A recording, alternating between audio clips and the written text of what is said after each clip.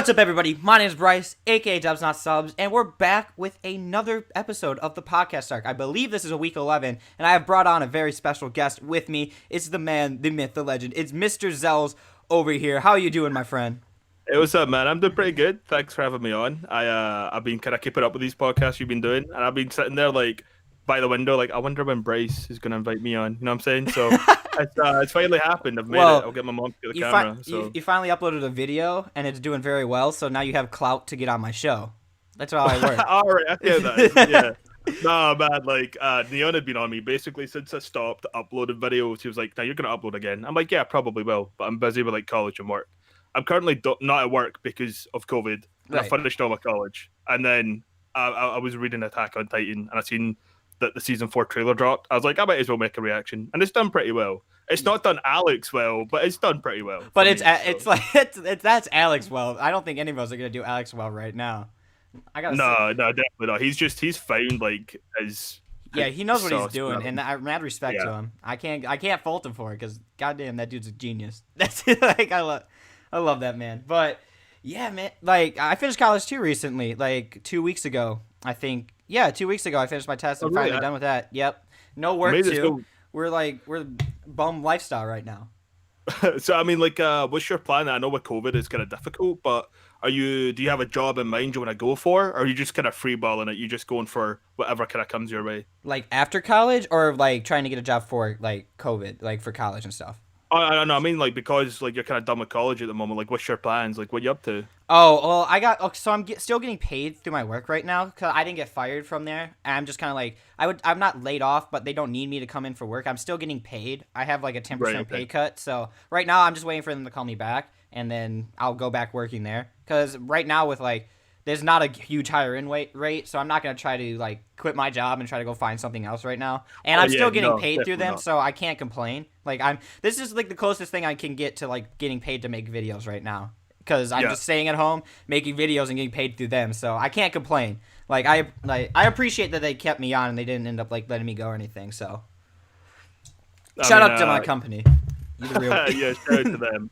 I mean, like, obviously I'm in the UK, so most people get furloughed, which just means that like we get paid to be at home, kind of as you described. So that's what I'm doing right now. I've been furloughed until the end of this month, and then after that, after these 30 days are up, I'll then get another email from a company saying like either you can start coming back, or you're furloughed for another X amount of time. So I've been super lucky with all this. Yeah, that's good that you didn't get fired. I would have hated like hear that because a lot of people probably did. Well, at least laid off. And like over here, because like our unemployment rate is skyrocketing. It's really bad. It's kind of it's crazy. But let's get on to some good news before we depress the shit out of everybody. So we're gonna start off with our first story, which is bad news that why this is happening, but it's good that it's finally coming to an end. And that is the Kyoto animation arson suspect is finally to be arrested. He got arrested on May 27th. So 10 months ago, there was everyone knows the fire in Kyoto Annie, or at Kyoto Annie, and this guy who did it, he was caught. But the thing was, since he caused the fire, he was inside the building, or was at least around it or something, and ended up with 3rd-degree burns. So he was in the hospital for this whole time. And he's finally healed up for his injuries enough to the point where they can finally take him into custody and arrest him. With good riddance to that dude, because like getting arrested is way too nice for this guy. Like I think right here it says 35 people were injured in the attack. I don't know if it says how many people died, but there was 36 employees right here. Sorry, my bad. But yeah, like a lot of people lost their lives in that fire. And obviously, when anything like that happens, not necessarily in like that industry, but just in any industry, it's always a shame. But Kyoto Animation did so much good work. It wasn't even just a case of loss of talent. It was just like genuinely good people that lost their lives because of one person making a stupid decision because he thought they plagiarized his book for a submission that he didn't get. Yeah, it's like, dude. I mean, I looked into it. Like, I read a couple of articles, and apparently, originally, like the suspect has been arrested now. He didn't actually know how many people lost their lives, how many people were injured, because he was in intensive care himself. But he said that he doesn't regret it, apparently, which I thought was disgusting. Like the whole time, that's absolutely terrible, dude. Like, but it's good that he's finally been arrested. I mean, looking into it, apparently, it's kind of as you said, Japan has a law in place where people, even if they're going to be prosecuted, they have to be of a certain health. They have to be to a certain standard of health Yeah. before they can be prosecuted, and that's this suspect finally reached that standard now, to where Japan can basically just lock him up and throw away the key. I think that's a saving grace for him. To be honest, he doesn't deserve a punishment as nice as that. Do you know what I mean? Yeah. But I'm just glad that at least for the families that were affected in the fires and stuff, like they get some closure now because they know that the person that did this to them, to their family members, to Kyoto Animation, at least they're finally being arrested. So it is some good news out of a really horrible story. Yeah, So, exactly. yeah. Finally, at least like some closure for some people. I mean, you're never gonna get back what you lost, and like it's horrible what happened, but thank God this dude is finally going to custody and they're gonna get rid of him. Like, I can't imagine. But anyway, let's get on to our next one that is really starting off dark here, man. Like, what did you do to my podcast? You come on here. And I don't know, man. Like I'm happy, you know. I'm not having a bad. I'm having a good time. I'm having a good time too. Like I'm getting some vitamin D from the sun, and if you know Scottish people, we don't get the sun. Like the sun never comes out. It's like 22 degrees today. I'm loving it. I'm having a good time, man. I'm sorry I started off such a kind of dark podcast. Man, I'm having a good day too, man. I'm happy you're on. I'm getting the videos done. It's not that bad. We're just starting off on a very dark time. Yeah, we're getting the good stuff. Anyone listening, yeah, we'll definitely get better. But I'll let you take the wheel. It's always darkest before the dawn, and it's time for the dawn.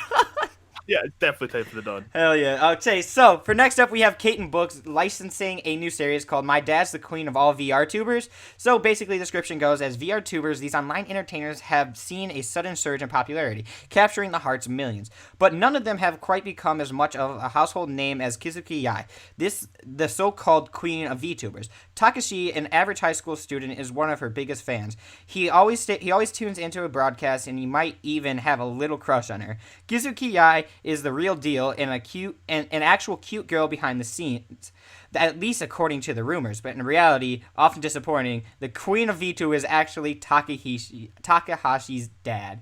Which, this is just so fucking stupid of a concept, and I love it. I mean, Neon, it's a trap, so Neon's probably all excited for this shit, but the concept of this was, like, really funny. It just, like, this dude posing to be a girl. It's just catfishing at another level, which you know people are probably doing online. It's one of the scariest things of having internet.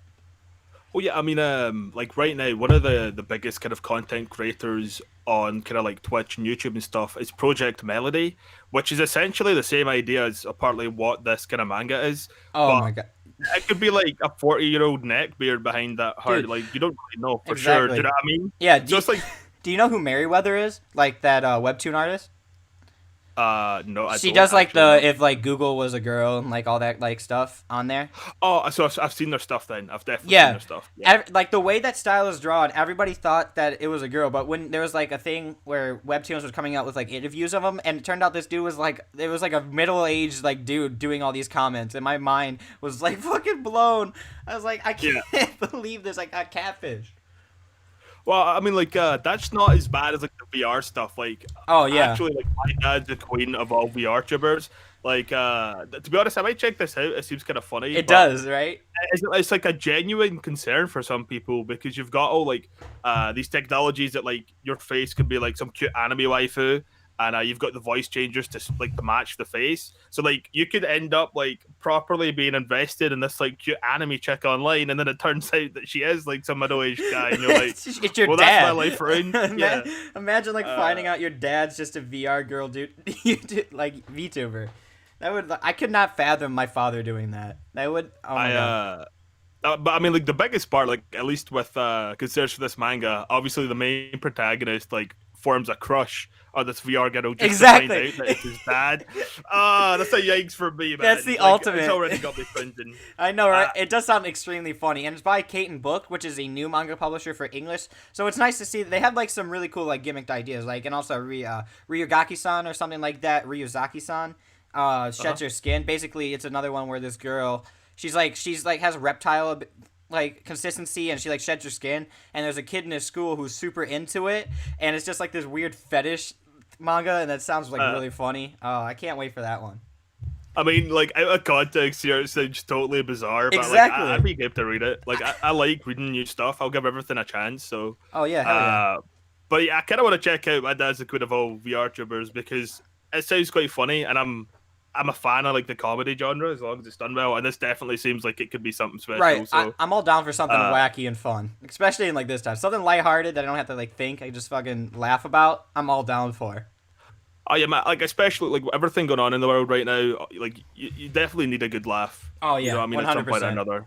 So, Yeah. that definitely seems like it could be it, Uh, but I probably won't be picking it up for a while anyway. Oh So, yeah, yeah. It's not even gonna come out in a while. I don't think so anyway. It's I think like maybe 2021. I would assume. But also, there's another one they licensed. I don't have the actual article up, so you might know about it like from the anime. But this just okay. got announced like yesterday. It's basically Uza maid. Our maid is way too annoying, and it says after the tragic loss of her mother, Misha Takanashi had all but shut in herself from the outside world.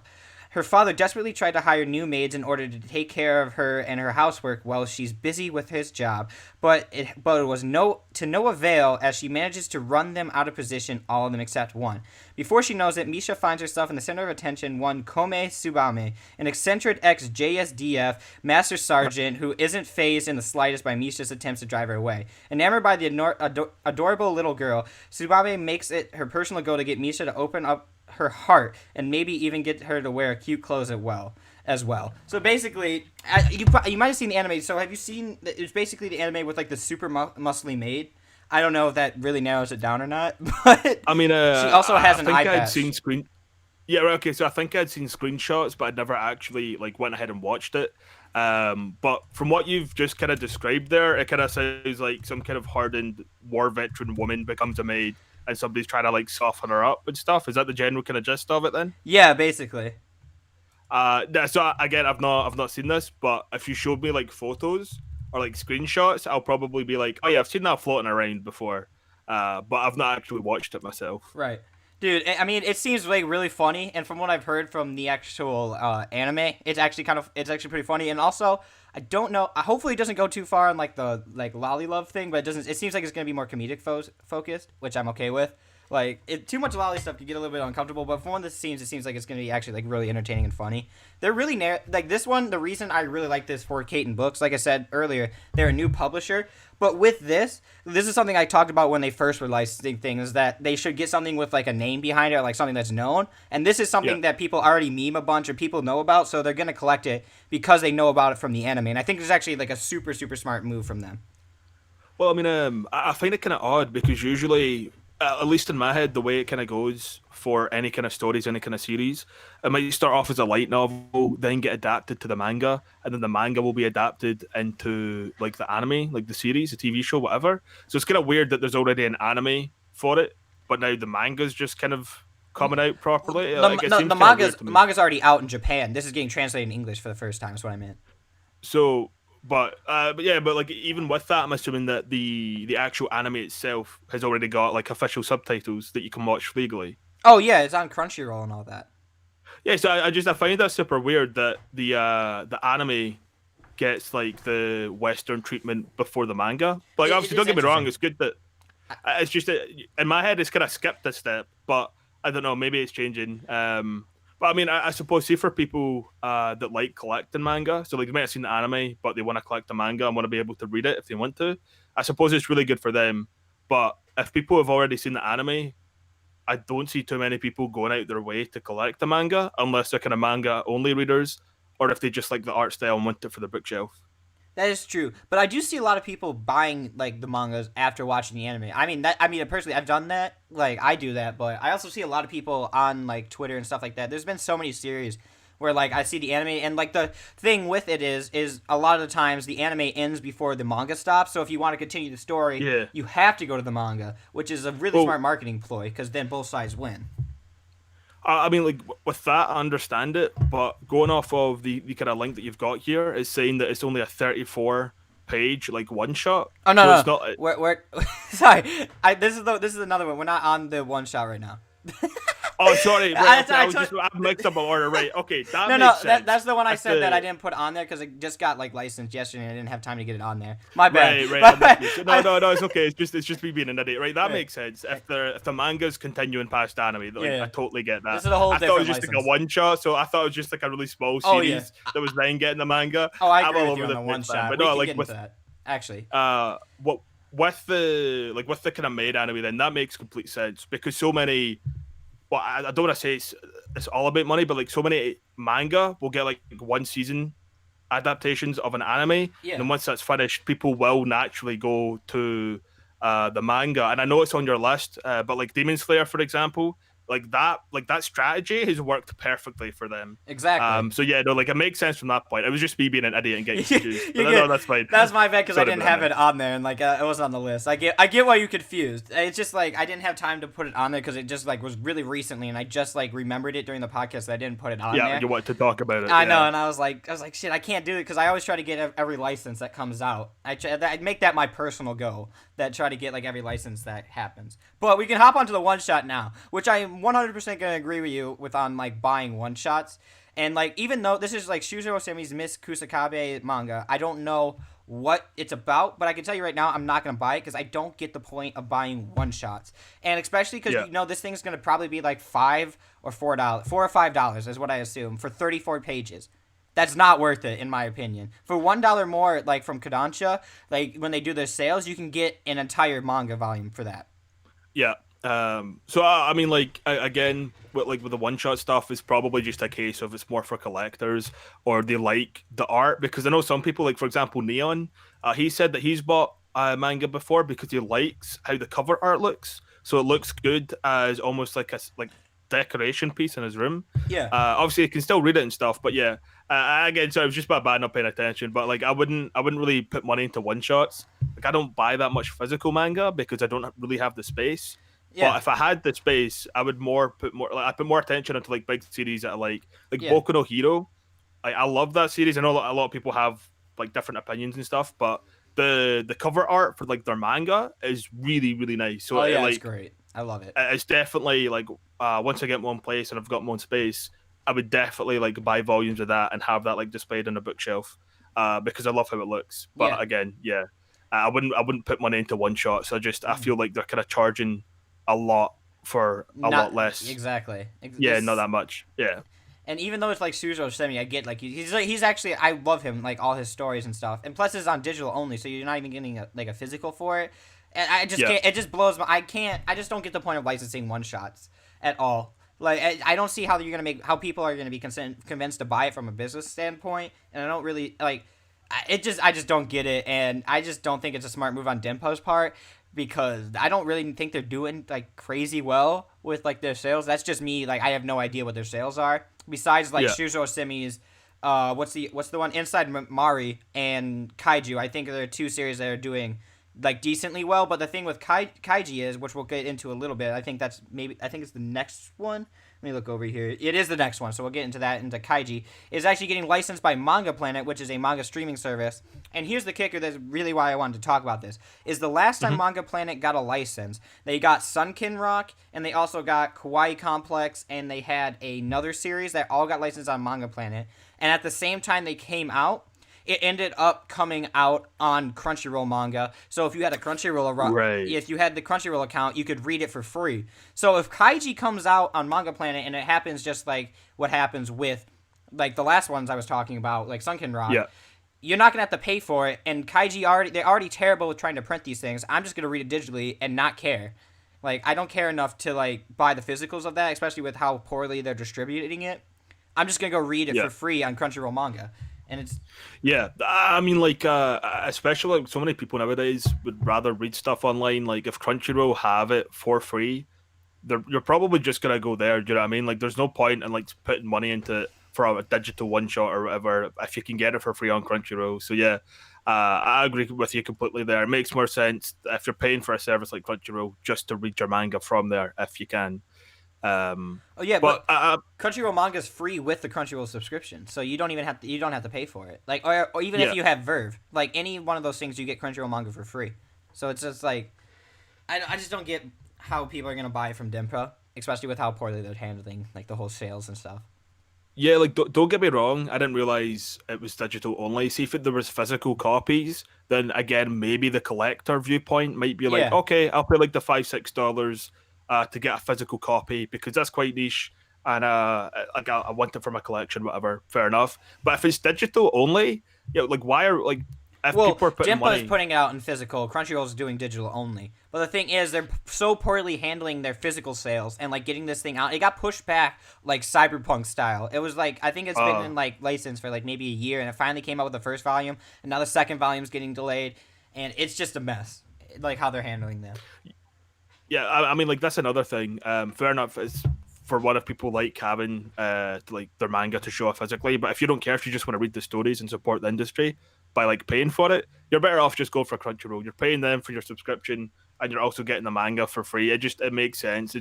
To me, it doesn't make sense to put money into something like that. So yeah, I'm completely on board with you there. Exactly. Yeah.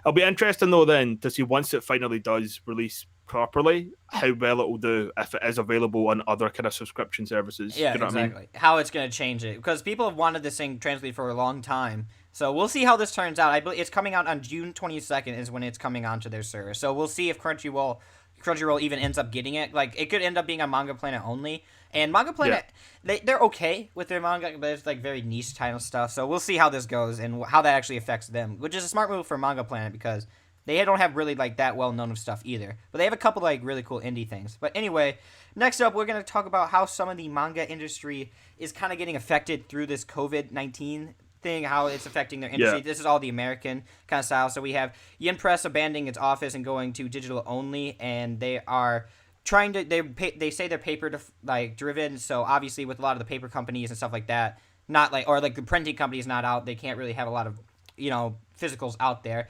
Dimpa has delayed their materials, which is really bad for them, especially with Kaiji already having the meme getting delayed. We have J Novel stating that they have they're working remotely with a lot of things going to halt. Like everything's basically stopping with manga. Everything is going to basically go digital at the moment until at least these printing companies opening up again. And then Hamrick says that working from home really is not effective Viz in getting books produced. Of course, we have had to come up with new ways of doing everything remotely, and our licensor in Japan and Viz staff in the U.S. have really stepped up, and we are not altering publication date, which is cool to see that we're still going to get some stuff from Viz. Obviously, when they're the biggest company right there, you also have the money to kind of be able to like work around this at least the most.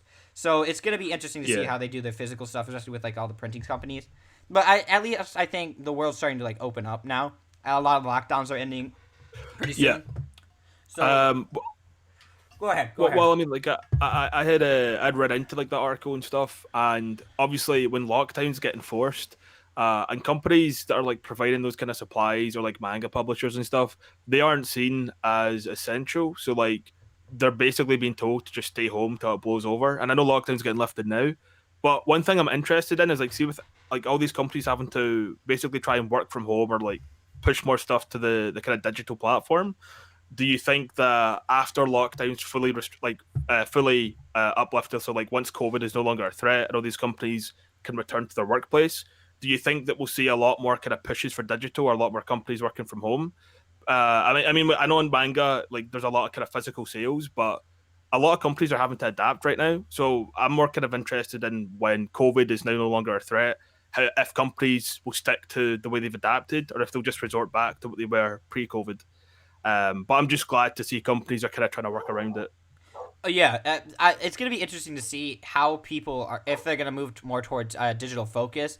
It's all going to depend on what the sales end up happening when they eventually, because they're forced to do this right now. It's all going to depend on if the people who are reading manga are all going to switch over there and what the sales end up becoming. And obviously, digital manga is growing at a rapid pace, I would say, especially with all the accessibility of like Comixology. If you get like their subscription service, you can get like usually a lot of series you can get some for free and also at reduced cost. Obviously, Shonen Jump, Manga Plus, all going digital. You get all their stuff on there. You have Manga Planet, there's manga. There's other ones that I can't all remember right now, but it's definitely going to move more towards like a lot of the stuff getting put on digital.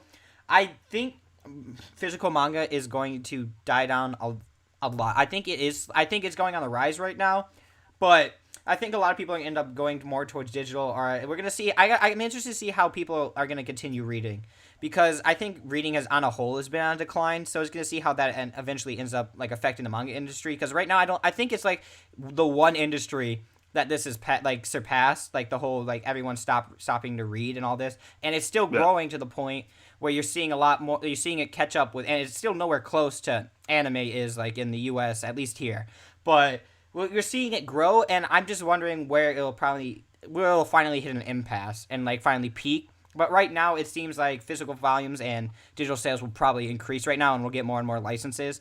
I just don't know if it'll end up hitting a cap soon. It seems like it's not, and I really hope it doesn't. But only the future's really going to tell us how that's going to work out. Well, I mean, so like at the moment, I know that in Japan, like households, like typical households, are a lot smaller than what they might be in the US or like the UK or elsewhere. Yeah. So like a lot of your kind of traditional like Japanese individuals, even if they've got their own space, won't have a lot of space.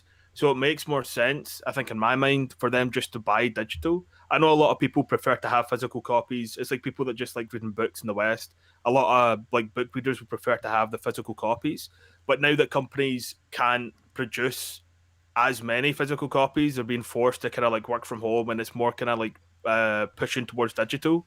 I definitely do think we'll get to a point where companies will just think, well, because of COVID, we had to work from home, we had to print less because we didn't have the materials, or the printing companies just couldn't handle it, couldn't handle the demand or whatever. I definitely think that a lot of these companies are going to come back and continue to print like physical copies, but I also think we're going to see like a bigger push for the digital market Oh because it yeah. saves a lot of like manpower, saves a lot of time, costs, just everything involved with publishing. It just makes more sense for people just to put it digitally, where you don't have to worry about like physical copies. You don't have to like pay another company to print publish your book.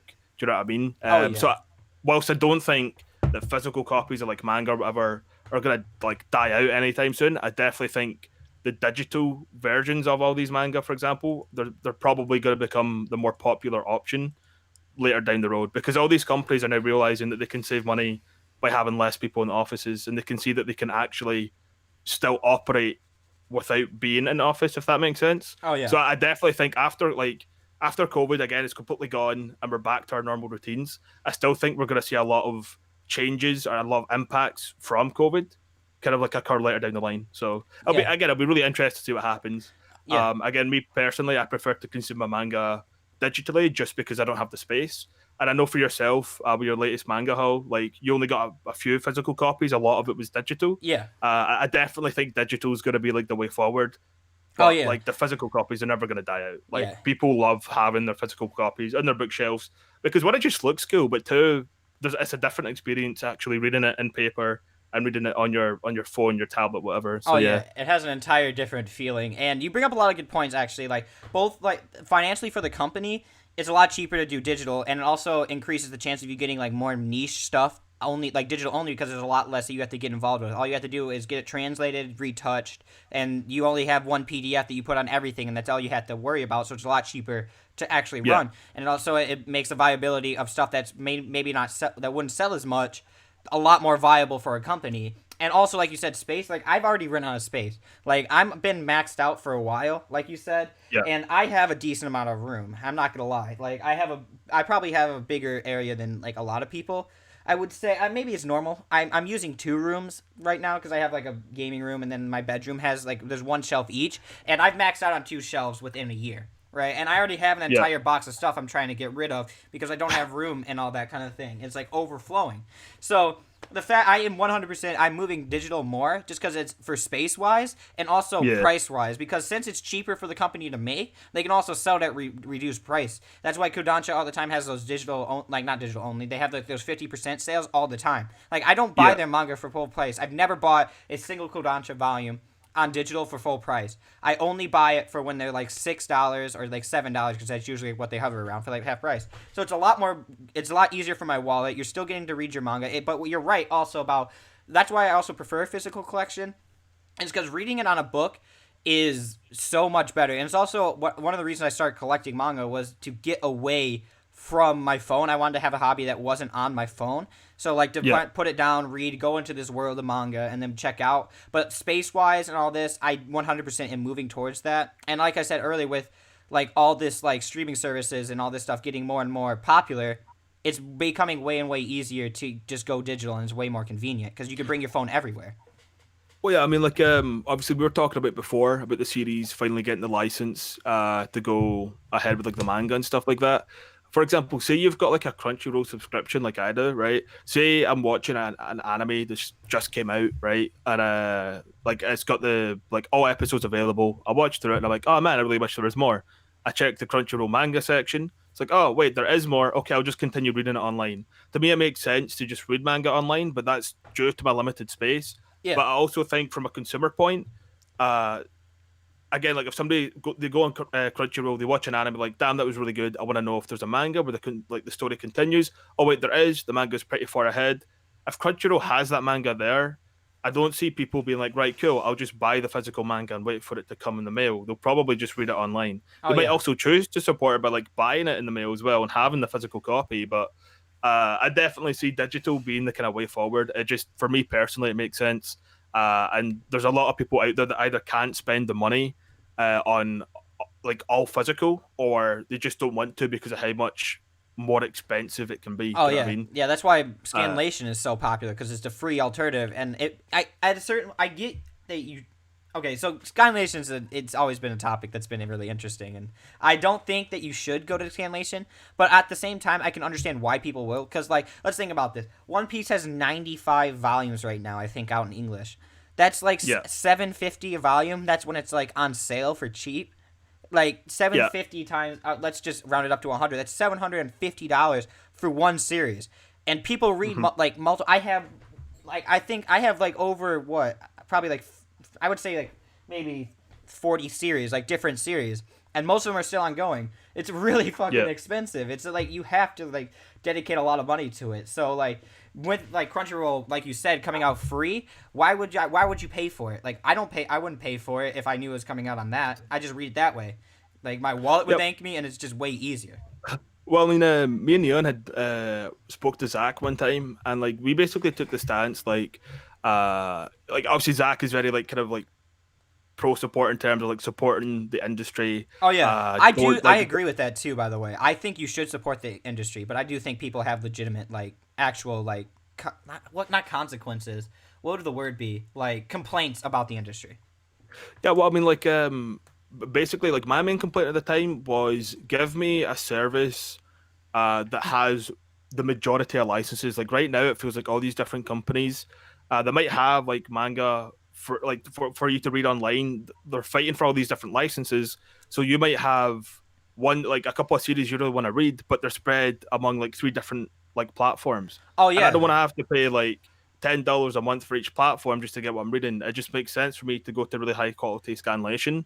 But like recently, I mean, I've got Crunchyroll Premium. Like I've been reading some manga on that, but it's just until there's like a proper service that has a bunch of different licenses. And I'm saying it has to have like every single manga I want to read, but as long as it has a big enough library to kind of keep me happy, where it has most of the stuff I want to read, then I'd be happy to pay like $10 a month or whatever for access to that. But I don't want to spend like close to $10 for one volume of manga when I can just read it online. oh Do you know yeah, what I mean? yeah. Well, Um, that's the big case. What I was I think in like an early issue, Manga Planet first like got announced and stuff like this, and I was like, the problem with Manga Planet, as cool as manga streaming is, you're also bringing up this problem, the same thing that the anime industry has with all their different licenses. You have Netflix, Amazon, Funimation, Crunchyroll, and High Dive. I would think are the five main ones. There might be other ones that I don't know about, but yeah. basically between those, what they're like subscriptions vary for between like $8 to $11 a month, and between five, you're paying like $55 a month for anime. And so people are like, I don't want to pay this much a month for to do it, so I'll just go to Kiss Anime and get it sub for free. Same thing. That's the problem I see with manga. But the thing with manga is there's so many more series than what happens on like for Crunchyroll or Funimation. Those are honestly really the only two you need if you want to get your thing. Like, to be honest, like Amazon maybe has like one or two series, so it's not really Like worth Vinland it. Saga, for example. Well, Yeah. it's a great show, right? But I mean, it's only one series, and Yeah. so and then everyone already has a Netflix account. So basically, you only need those three. Actually, you only if you get Verve, it's the same price as Crunchyroll. You already got all four of those for like maybe I would say like $30 a month, which honestly, Yeah. for the amount of anime you're getting, I think is actually kind of a decent price. Because Yeah. and like all their backlog of stuff you're getting, I think it's worth it. In my opinion, like for all the stuff you're getting. But anyway, with manga, the thing is, there's such a bigger variety. Ooh, like that voice crack. I'm really worked up right now. Jesus, man. There's such a bigger variety for manga. There's so much more manga than there is anime. So you have this potential for so many more fractions and factions of manga streaming services with so many different titles that you're like, this is just so overwhelming with the type of manga that I want to read. And there's so many different platforms to like try to get them off of. So I'm just gonna say, screw it. I'm gonna go read it for free on some scanlation site. That's my biggest fear with that. But the problem with an all-for-one Netflix-style manga thing is it's anti-competition, right? So the problem is, how are you going to get all these companies, like Inker's trying to do it for Manga Rock when they close, they're trying to do this thing where all the companies basically go on theirs thing. And it's like, how are you going to make this viably equal for them? Because Viz is going to want more money, or going to deserve more money than Seven Seas is, because Viz has a way bigger play within the manga scene than Seven Seas. How are you going to equalize it to make all these companies happy? It's just going to be, it's a nice thing to dream about. It's an easy thing to say, but in execution, unrealistic. Yeah, it's unrealistic. You're not going to get it. Hopefully, we can get to a point where you have something like Netflix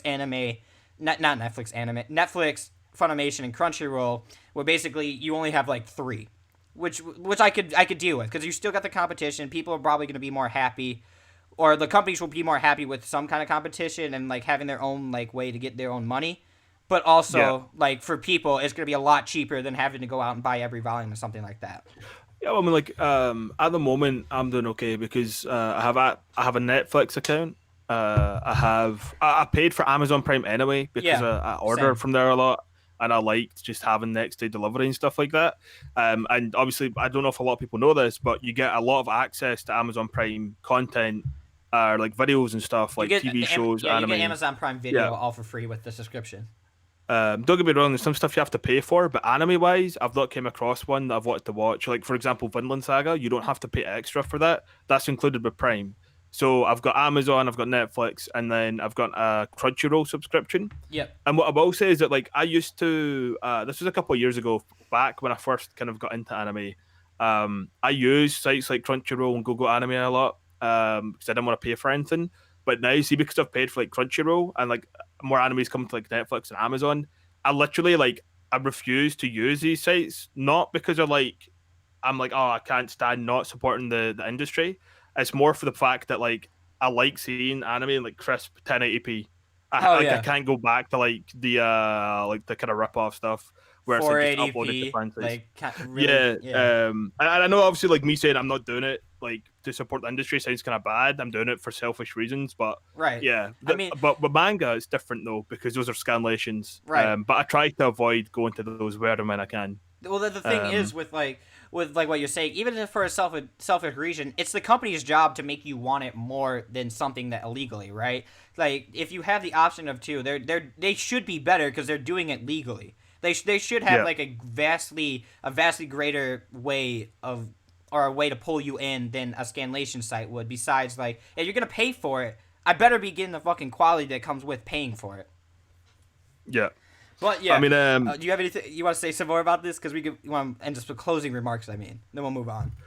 I mean, to be honest, I'll just end it on that. I'm happy. Like, for example, I have a job and stuff. I'm still in a job. I'm getting furloughed right now, but I'm still getting full pay. I'm in a position where I'm able to support the industry, so I pay for the subscriptions that I want. Whilst I would like to pay for maybe only one or two, I'm happy to support it through just like paying for like a premium service. But I'm not going to hate on people that use like Kiss Anime, Google Anime, or use scanlation sites because I get it. I get both sides of the coin, and I don't think people should be like hated on for it, but I think they should be encouraged, like Zach does, to like encourage them to support the industry where they can. Oh right, yeah, I 100% agree with what you say. I think we should narrow it down, get kind of like I would say an oligarchy, I believe what it is, where basically there's a few big companies. But yeah, I agree with you. If we can get to that point, I 100% agree. And again, I get why people would go to that. I would rather them support it, but obviously it's understandable if you can't with all this kind of stuff going on. But anyway, let's move on to our next topic, and that is Demon Slayer is the top-selling manga in Japan of 2020. This is not a surprise. If you look at the top 10 ranking, my God. Oh, Demon Slayer. Yeah, I'm looking at it right now. Top 19 are all Demon Slayer volumes. 20 and 21 are One Piece. 23 is Attack on Titan, and 25 is Kingdom. Everything else is Demon Slayer. Are you kidding? Like, this is insane. With it ending, I guess it makes sense because everyone's gonna be buying the volumes up. But this is absolutely insane how this series turned around. The thing I find really funny, right? Like, nobody really paid attention to the manga, and then the anime came out, and I think it was episode 18 or 19 that like blew up, Yeah. right? But like, there was people like me that were kind of like, Demon Slayer as a whole, like the story isn't anything amazing. It's not bad. It's not great. It's just like it's pretty okay. The anime was pretty good, but again, I don't think it was anything insane. It was just that one episode where like the animation was so on point and like everything was just like fantastic.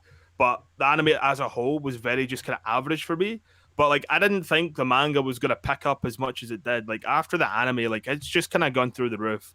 But as much as it's doing like so well right now, I don't think a lot of people are going to be happy with the ending. Me and Neon talked about this. The Right. way they ended the series was almost just like them flipping off the fans. Basically, that's what I felt like. So, although the series is doing so well right now, I feel like you're going to get a lot of disgruntled fans of the series are going to be like, "Why did you have to end it like that?" But yeah, no, I'm looking at the numbers just now. Like estimated sales is at least 2 million for each volume of Oh Demon yeah. Slayer. Right, It's it's insane. It's it's doing. crazy. I mean, for the fact that like when you go in top 10, right? It's literally it's not even top 10. It's almost top 20 because One Piece finally shows up at spot number 20. Exactly. Um, Top you 19 know, Demon Slayer. it's insane how well it's doing. But again, I think it's just more hype that was generated around the anime that's then transferred into the manga Oh because yeah. obviously the anime is still it's not super far behind the manga, but it's still got a fair bit of content missing. So obviously, I think while fans are waiting for that film to come out, and then obviously the next season, whenever that ends up coming out as well, I think fans are just trying to fill the void with the manga right now, and so obviously it's working because it's doing insane. So, but what I'm curious about, have you watched all of the anime? I've watched the anime and I'm caught up on the physical volumes of the series. So I don't know like the ending of it yet. So but I'm getting close. I think what's out right now, I think I'm like halfway through the series. I think I'm 11 volumes. No, maybe 13 volumes in. Whatever's out right now is what I'm on. 13 or 14 I think is what's out. So let me ask you this: do you think the sales numbers right now, sale figures for the series, are justified? Do you think that the series is as good as the numbers and as fans are saying? Or like how are you feeling about it? Because I have my opinions, but I've read all of it, I've watched all of it now. Um, I'm kind of Honestly, curious as to what you yeah. think. Okay, so honestly, I think this series knows how to make a good shonen, and I think I know they know how to make it sell, like how to make the sales work and how to make it a sellable series. So I do think it's deserved. I think it's a fun series. I think the anime does carry it, but at the same Yeah, time, I mean, it's good enough for people to be hyped about it, and if it ends up the anime ends up inspiring them to buy the manga, I can't complain about it. The same thing with Attack on Titan. It wasn't really well known before the anime came out. The anime came out now Attack on Titan's everywhere and everybody knows about it, right? So yeah, I can't complain about an anime carrying a manga. And honestly, I think that the biggest thing for for sales is the anime. That is the biggest advertisement for a manga that you can get, and depending on how well the studio does, is gonna dictate how well the sales go. And I 100% think it deserves what it does. I don't. I'm not one of those people like, oh my god, it's overrated. I was like, who cares? If you enjoy it, you enjoy it, and obviously enough people enjoy it to buy it. And really, this proves that people honestly enjoy it because people could say they enjoy it, but when it comes to it, like when you have to put your money on the line or you actually have to walk that walk, that's how you truly know whether a series is actually well loved. And Demon Slayer is yeah. well loved in the way that people are willing to put their money in the series. So I think it deserves it, in my Yeah, opinion. so I with that I do agree with that. Like the numbers don't lie. Do you know what I mean? Yeah, And it's not again, it's not like one volume is getting millions of sales and the rest are kind of not near that. The exactly. lowest Demon Slayer's got in terms of sales is I think one of the most recent like physical copies. Like 1 million on here yeah, for volume 20. yeah. So 1 million, but the rest are minimum 2 million, pushing 3 million. So obviously, like a lot of people do enjoy the series. I do think the anime carried it, but I don't have a problem with that. I think most people just had their problem when it was. I can't remember if it won, but Crunchyroll were trying to put it up for anime of the decade, It and people were so won. pissed about No, that. that was Funimation, and it won animation of the decade. Yeah, so I think that's why a lot of people might be like, oh, Demon Slayer overrated, blah blah blah, because they were more disgruntled about that. The series itself, though, see when it comes to the manga, I think the art for the manga is pretty garbage. I've been told that it gets better like the longer it goes on, like so the more you read of it, the better the art gets. But I Yeah. just feel like sometimes the art just seems so weak for such a high and well selling manga, and such like in terms of anime as well. Like anime is completely different, but like the manga just seems so sub tier compared to a lot of other art. Like if you take the art for anything like even like Boku no Hero, or even like Attack on Titan stuff like that, the art in those manga chapters are great. Even One Punch Man, like the official kind of one, like not the webtoon version, but like the official version, the art in that looks insane. And then you've got like Demon Slayer, and it just feels so subpar compared to a lot of other big titles right now. Right, right. Um, Well, when you have that kind of quality of animation and art style, it's kind of hard to match up with it. And it doesn't have the best. I've always said this. I think the biggest problem with Demon Slayer is its art. But if the story wasn't as good as what it was, that's what carries it. It's the story. It's the same thing with that I said about Mashley. Like the art in itself, in my opinion, I think it's pretty bland and garbage. But the story yeah, is so funny and creative that you don't really care, and it does its job. So the story carries it for this, and that's one of the biggest things. As long as as long as the art was okay enough to like be it was like acceptable. It wasn't anything special or anything, right? But the yeah. story is what was the bread and the butter. That's the characters. Like this whole story was what people came for. It wasn't really the art. Yeah, I mean, again, I can agree with that. Obviously, that's seemingly was happened. And again, like in the kind of later chapters, like the final few chapters of the series, the art was by no means bad. It had improved a lot, but I was just surprised that something that seemingly just was very average is doing so well. But I suppose it's just what the market wants, and I obviously just have uh, an opinion in the minority where I don't think it's that good, but I don't Right. hate it either. I'm not going to hate on people that love the show. Like for example, I like Sword Art Online, so I don't have the right Hey, to my criticize anyone, right? boy. But yeah. So like, I'll have my comment on an anime or a manga, but like, I'm not going to shit on people that love it. So like, when it comes to Demon Slayer, like for example, that Demon Slayer like Volume 18, it's over 3 million sales. Just like power to them, man. Like I hope that it means that they can come out with like more stories and stuff like that. Do you know what I mean? They can do Oh more now that yeah. they've got a lot more money. But it's quite surprising to see literally the first 19 spots is all Demon Slayer, and then spot number 20 is finally when it changes with One Piece. Yeah, it's like, oh hey, look at Um, that. Although what I do think is because of all the hype around Attack on Titan season 4, I'm assuming the next couple of weeks that Attack on Titan is going to Oh, slowly that creep up. thing's gonna skyrocket very soon. Yeah. That's gonna be Um, insane. I Yeah. mean, I have been reading Attack on Titan. It's not the physical; it's like the digital copies. Okay. But it's it's good. It is really really good. So I Right. can definitely see Attack on Titan like maybe not smashing the Demon Slayer figures, but I can definitely see it getting on par with Demon Slayer in the next few weeks. Oh yeah, probably. I just started the anime and I can't wait to like continue on with that. But we actually have the final trailer going on later, so we'll get more into Attack on Titan in a little bit. But we're gonna go in to a new segment on here, and it's called Weeb Time because it's just gonna be two weebs gushing over a series that we love, and this is a series that's called ReZero, and I will give the credit to Zelz. You are the main reason I checked out this series. Other people have told me about it, but I'm not gonna lie, you're the one who ended up. I was like, you know what, Zelz, you pushed me over the edge, man. I'm checking this Yeah, series I out. annoyed you enough to the point Yeah. where, like, if you shut up, I'll watch it. I was like, Okay, I'll watch it. Stop fucking stop. man, right? I'm sorry, but like, I've been watching anime since I think I was like 15, right? And I'm Yeah. like, I'm 22 now, right? So like, I've watched a lot of anime, and like when I first started watching anime, I would binge like full like 24 episode anime in like a day. I would binge it all at once. I loved anime. I consumed so much of it, and then after a while, it just gets stale. So you only like a few. You cherry pick a few like series out of a season. You're like, right, okay, I'll watch this. This is good. But ReZero just had me from the first episode, man, and it's just like, when I find an anime fan that hasn't seen ReZero, I make it my mission to try and get them to watch it. I'm not going to force it on them, but I'm like that person that you see like out in the street when you're just shopping in a mall or something. I'm that person with the Bible, but my Bible is ReZero, and I'm pushing that down your throat because it's a very good series. Oh yeah, Um, dude, it's great. I'm not gonna lie. I did take me a couple episodes to get into it. I'm like, I liked the concept, but at the same time, something about it just felt off. Maybe it's just because it was so different than normal isekai. You know what I mean? Because it wasn't yeah. like that. It wasn't like that overpowered character I had to get used to. Like this dude fucking sucks at everything.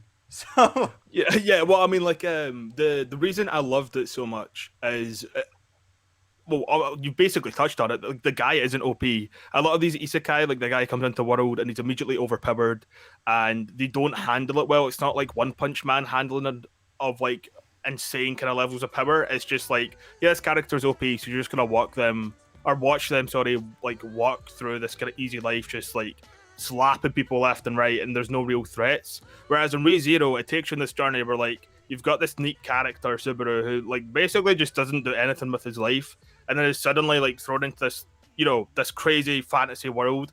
And you see him, like, it actually it'll show him like trying to use powers. And he thinks he's gonna have this moment, and then he doesn't.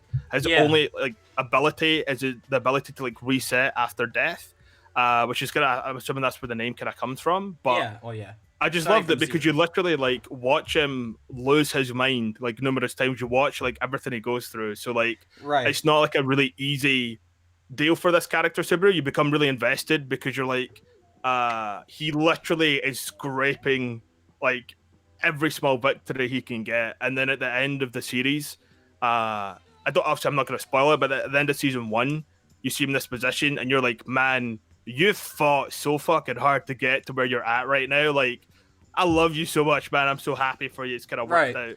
I'm not gonna lie, that like I'm kind of covering only on the stuff I didn't like. I love this series, and I'll gush about it in a second. But like the only other part I didn't like was towards the end with that development with him and like that whole like breakdown he ends up having. I really didn't like how that went with him. He made him very unlikable for a character. Obviously I don't want to say spoilers to it, but I think you know what I mean. But like I know exactly what you're talking he was about. very very hard to watch, and not in the sense of like, oh man, this is so bad. It's just like, I really don't like you at this point. Like, you like this ego that he ended up developing and had like, but eventually him realizing like his own problem and finally go overcoming it, like, oh thank God. Like, I respect him so much for finally getting over it. And like part of the reason that's so frustrating is I think a lot of people might have like that reality check that you have to get into. Maybe not to Yeah. like his extreme, but when you're like, shit, am I like, because you feel that because you're like, maybe I had like an ego about something, and then I had to get like fucking that like truth hurts kind of a thing, and you're like, man, Yeah.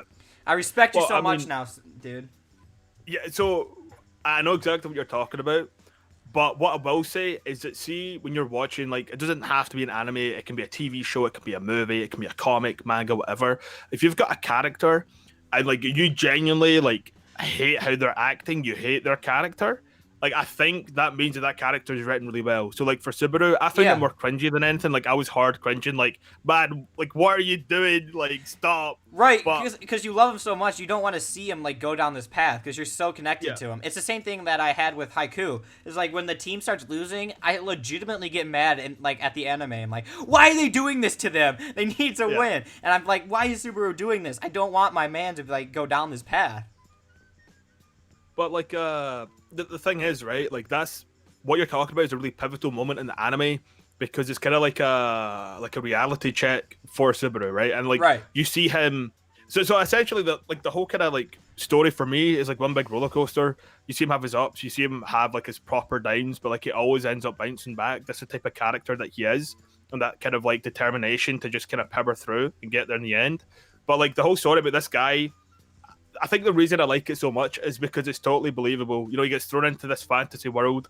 He thinks he's gonna have some insane power. He doesn't actually have anything like that. And then it's just about him just trying to like make his way.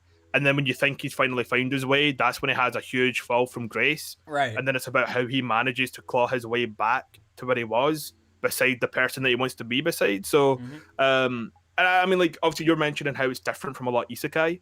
People Yeah. were getting fucking sick of isekai anime. Like Oh literally yeah. every new season that was coming out, it was like, oh, how many isekais are okay? It's like most of this new anime is isekai.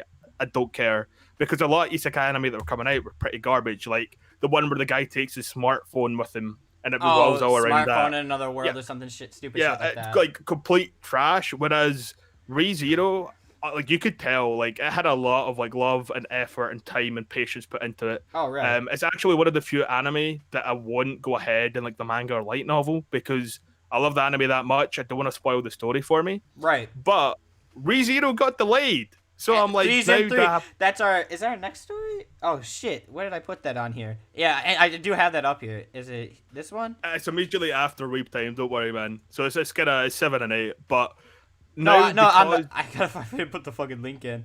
We could talk about that. We don't need the link. Obviously, we both know what's happened. We could talk about it. But yeah, so like my main point now though is see because ReZero like season 2 has been delayed, I don't know if I should go ahead and read the light novels because they're pretty far ahead. Like I've read a lot of forums, a lot Yeah. of people are like, if you think what happened in season 1 was crazy, season 2 is gonna be batshit insane.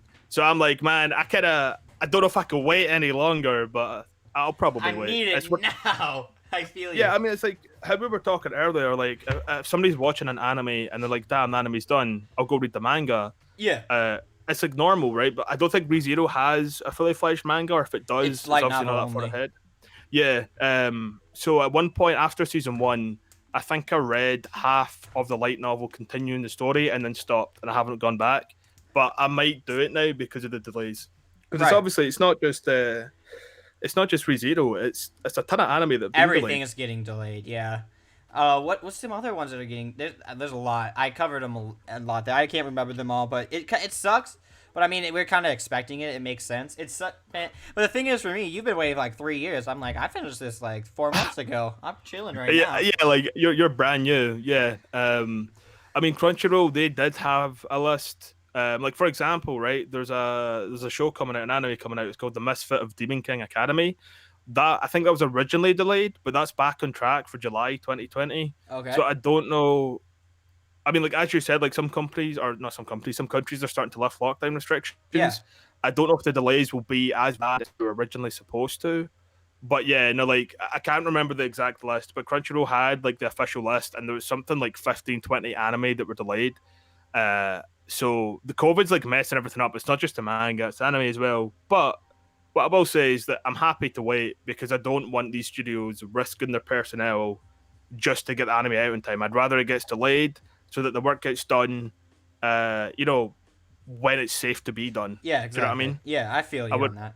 It So sucks, but it's just a reality that we live in, and it's better this way, right? well, yeah, I mean, I would hate to be one of those people that send these companies like death threats and stuff. Like, how dare you not have this anime out in time? It's like, man, there's literally like a global pandemic. I would rather these companies keep themselves and their personnel safe Right. Yeah. over an anime. Like, obviously, like for stuff like Dan Manchi season 3, I really want to see that, but that's been That delayed also as got well. delayed. ReZero season 2, like. But again, it's all about like I would rather the companies keep the personnel safe, keep their people safe, and then let them come back to work and like work on the shows that they probably want to get done as well, right?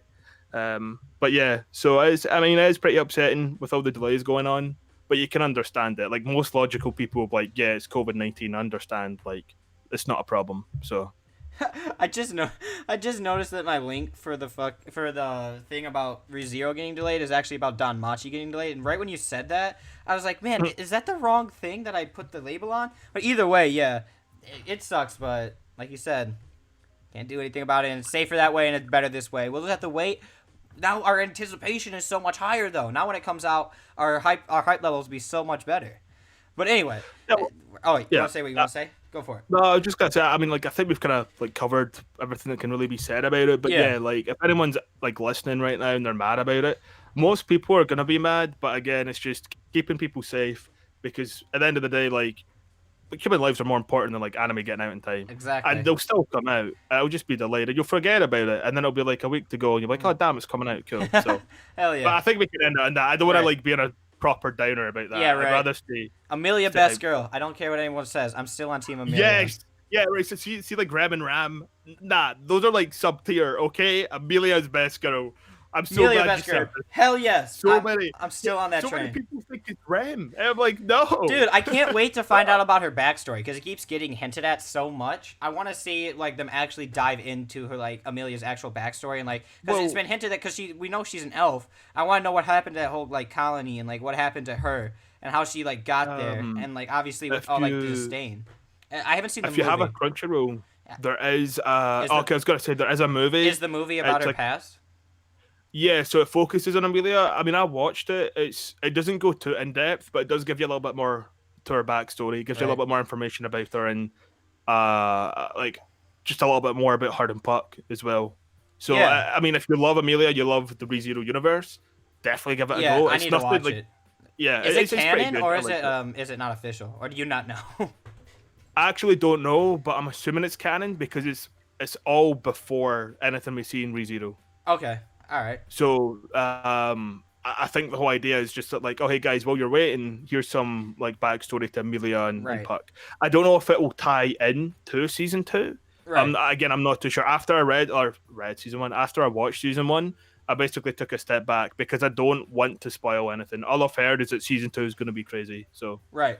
All right, though. We're going to hop on to our next one, and this is the real news. This is the only thing that's important right now. And that's Sonic the Hedgehog is getting a sequel, man. This is what we need in the world. I can't believe dude, I want the old Sonic back. I want the first model of Sonic back. Let's think of all the memes we could have gotten from that thing. I mean, the fact that the studio like released the trailer, people were like, "Nah, Sonic looks weird, change it," and they got that much hate. They're like, "You know what, guys? Okay, cool. We'll take the time. Dude, we'll change it." Think if it wasn't all a marketing play. What if they purposely made him bad just to get eyes on this series? Because this series profited $146 million, and it's beat Detective Pikachu, and so it's like one of the best, Right. like most profitable game movies out there. I mean, so like with that, don't get me wrong. I think it was a happy accident. I don't think it was intended, and the reason for that is because like even if they had like the second design all ready to go, they had it all edited together and just faked having to rework it. It's still a lot of money and a lot of time spent to do that, to make those two cuts. I Right. genuinely think they were happy with the original version and then they just took on fan feedback and then changed it, like reacted to it. Like for example, when Game of Thrones season 8 was coming out, there was like a Starbucks coffee cup which like went everywhere, and then on a later episode there's like a water bottle in a scene, and they later changed that out, like just digitally edited it out. That I think could have easily just have been a marketing ploy to get people talking about it. Right. But because they changed up the whole animation, I genuinely think this was like an accident that worked to their favor because they took the time to like make the changes. Oh yeah. But yeah, I mean like I don't think the sequel will perform as well. No. I think the only reason way it the will. first one did as well is because obviously everyone was like, right, okay, the studios put a lot of time and effort to kind of reworking this for us. Like they made good. They called our bluff. So now we kind of have to call theirs and go back, like go and actually see it. I watched it a couple of weeks ago. It's not an insane film, but I watched it with my mom and my little sister, and it was a pretty good film. Like Right. I enjoyed just It was a kicking good back. kids film. It probably wasn't anything special. Yeah, I mean, like thing is as well. Oh man, is Jim Carrey? People were like giving him shit for his role in that, but I thought he was a great Doctor Robotnik. Like I loved his character. I think he played it really well. And then the way they played it off in the end, how like he shaved his hair and stuff like that. So I mean, I was happy with it. Like again, it's a child's film, but if you go into it knowing it's a film aimed towards children, Oh yeah. you'll have no issues at all. Don't go. We're not going in here looking for like the next Da Vinci for a movie. We just want to have some Sonic fun. Give me some Fast and Furious. Yeah, this action. isn't some like Oscar-winning kind of nomination type movie. This Right. is just like if you've got a family member, or even if you're just wanting something Mindless like, fun. lighthearted and It's you like pretty much Sonic, that. yeah, it's literally just a popcorn flick. So Yeah, which is nice to have. I genuinely think Not every movie needs to be like Parasite. 100%. I don't have to like want to think about this for like 6 years after this. I just want to enjoy it and get out. Like your ball of yarn tying everything together on your board. Yeah, exactly. Think about it. yeah, This man. is the real truth that's going on in here. It's like nah. Like, don't get me wrong. Like really good movies that like excel in their like chosen kind of themes or whatever. Those are great. But I also just like completely switching off, going on like autopilot, like having a snack or like a drink with me, and then just watching just like mindless fun, as you put it. Like Exactly. I loved it. Hey. I don't think the sequel is going to be anything special. To be honest, I'll probably go see it in the cinema because I liked the first one, but I'm not like heavily invested in it. It's as you say, I don't like finish the Sonic film and then go to sleep thinking about like what a single hair Yeah. left in like the floor meant. Do you know what I mean? Like Exactly. yeah. So, Yeah. but don't get me wrong, I'm glad the film profited because it shows like companies in general, like if you listen to fan feedback and make changes for the better, you're going to profit off that because you're doing what the fans are asking you to do, Yeah, right? Exactly. So like if the film bombed and then say another animation was coming out for like another character or something like that, and they're like fans were like, no, that looks garbage, the studio wouldn't be inclined to change that. So like, well, the Sonic guys changed their design, you like that, but you didn't go see it.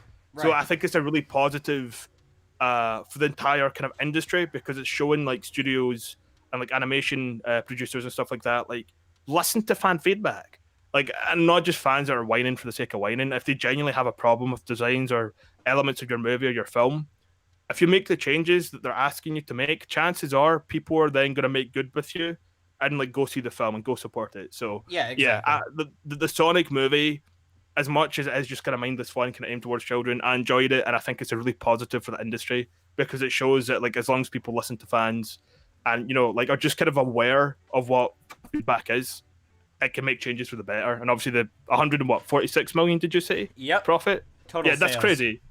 So yeah, That's I'm definitely insane. happy with that. It's cool. I mean, you like to see it succeed, and it's just nice that we ended up getting, like, they fixed it, and then it ended up paying off in the end, which shows that if the companies listen to the people, you might end up profiting way more than you would have with that terrible design. But anyway, Yeah. let's get on to our next story, and that is PlayStation 5 is going to go for a narrative focus. So the head of PlayStation Worldwide Studios, Herman Holtz, noted in an interview that Sony is very committed to the quality, exclusive, and to strong games, narrative-driven single-player games heading into the PS5 era. So the good thing about this, reason I'm so happy about this is we're like so many games are turning to free to play microtransaction. Apex Legends, Yeah. Fortnite, everything's battle royale right now pretty much. Destiny's going free. I think Overwatch 2 is going to be free. So everything's turning to this like free multiplayer only things, and you're moving so far away from story driven games. It's so nice to see that Sony is going to stick and like double down on these narrative focused games, because I do think there is still a huge market for this kind of thing.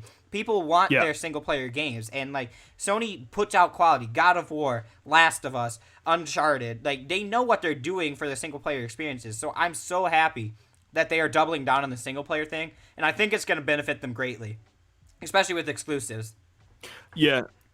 Well, I mean, like, I know Last of Us 2 has been getting some proper hate because of all the leaks, Right. but on PlayStation 4 and obviously PlayStation 3 as well, but when it came to 4 in the remaster, one of the biggest games that fans will associate with PlayStation will be The Last of Us, and that's Exactly. purely they had online, right? They had a multiplayer, Yeah, but but nobody that was there for that. Everyone was there for that yeah, story. it was just literally like a cinematic single player experience, and I played through it. Like I bought a PlayStation for it, I loved it.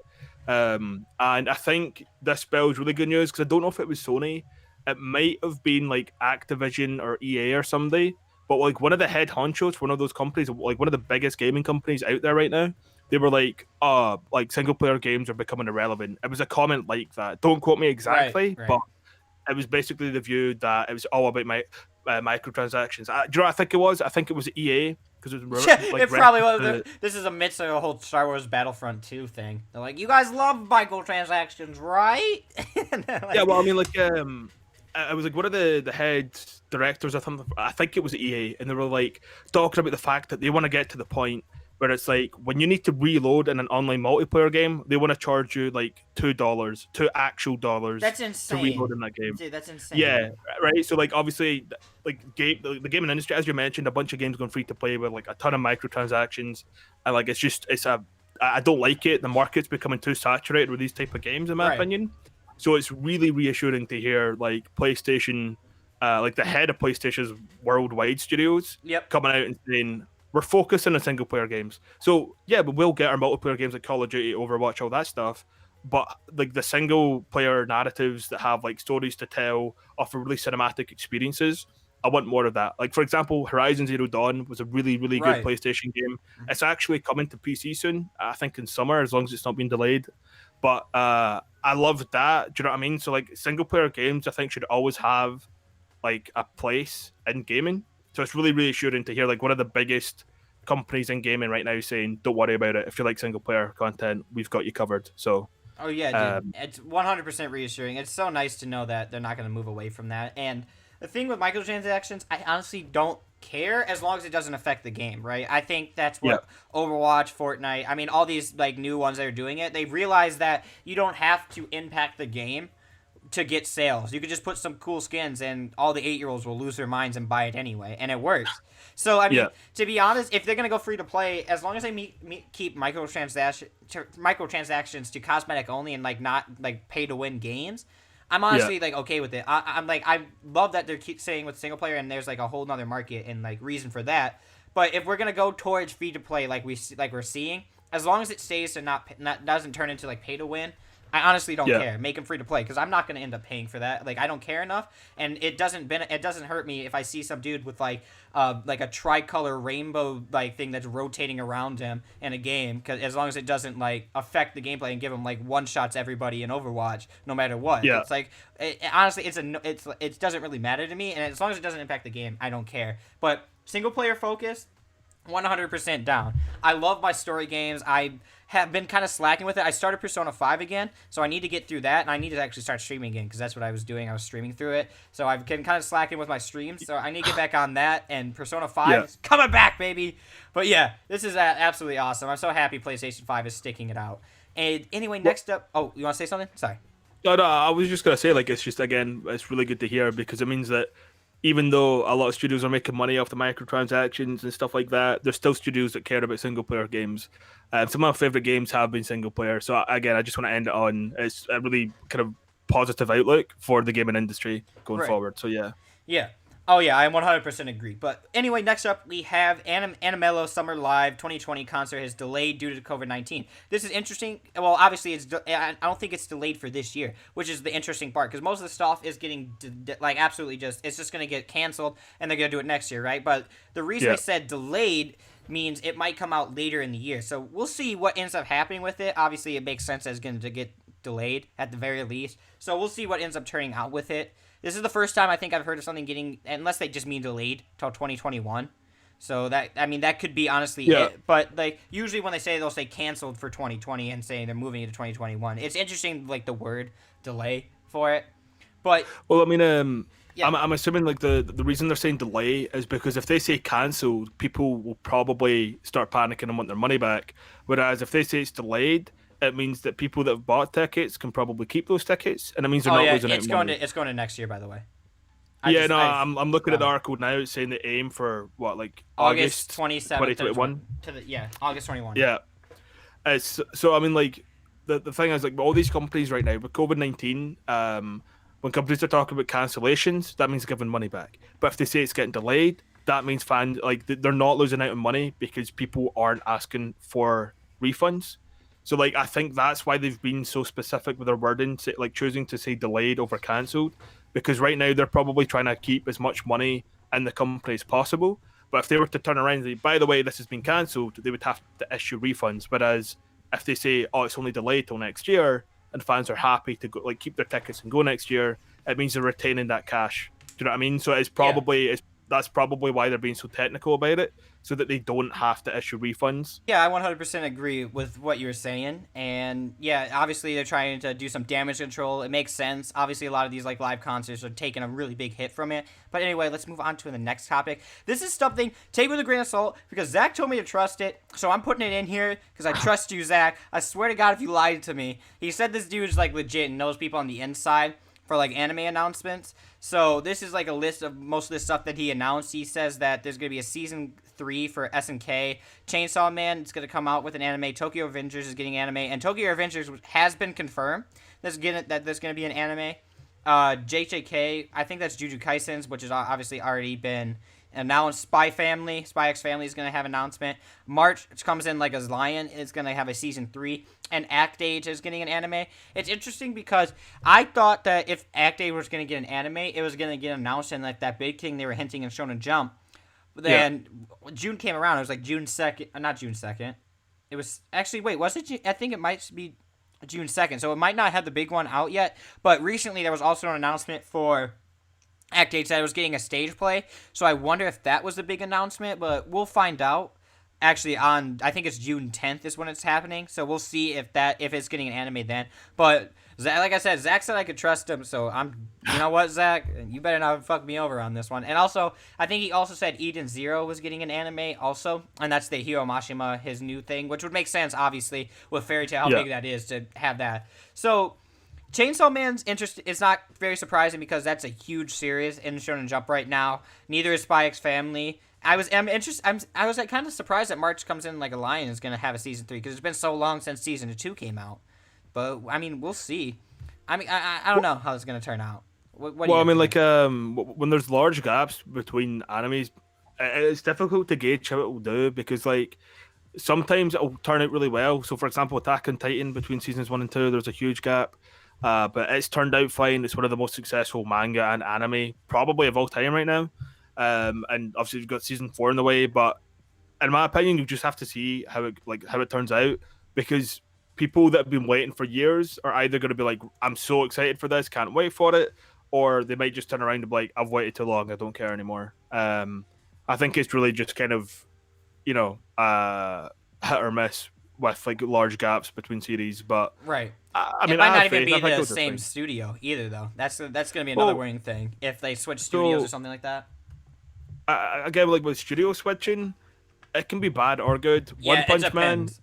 it was bad, but Seven Deadly Attack on Sins Titan was season bad. 4 Yeah, seems okay. yeah. The trailers look good for that, and we have actually that trailer going on later, so we'll talk about Oh, that more in detail when we get to that. yeah, okay, yeah, that's fine.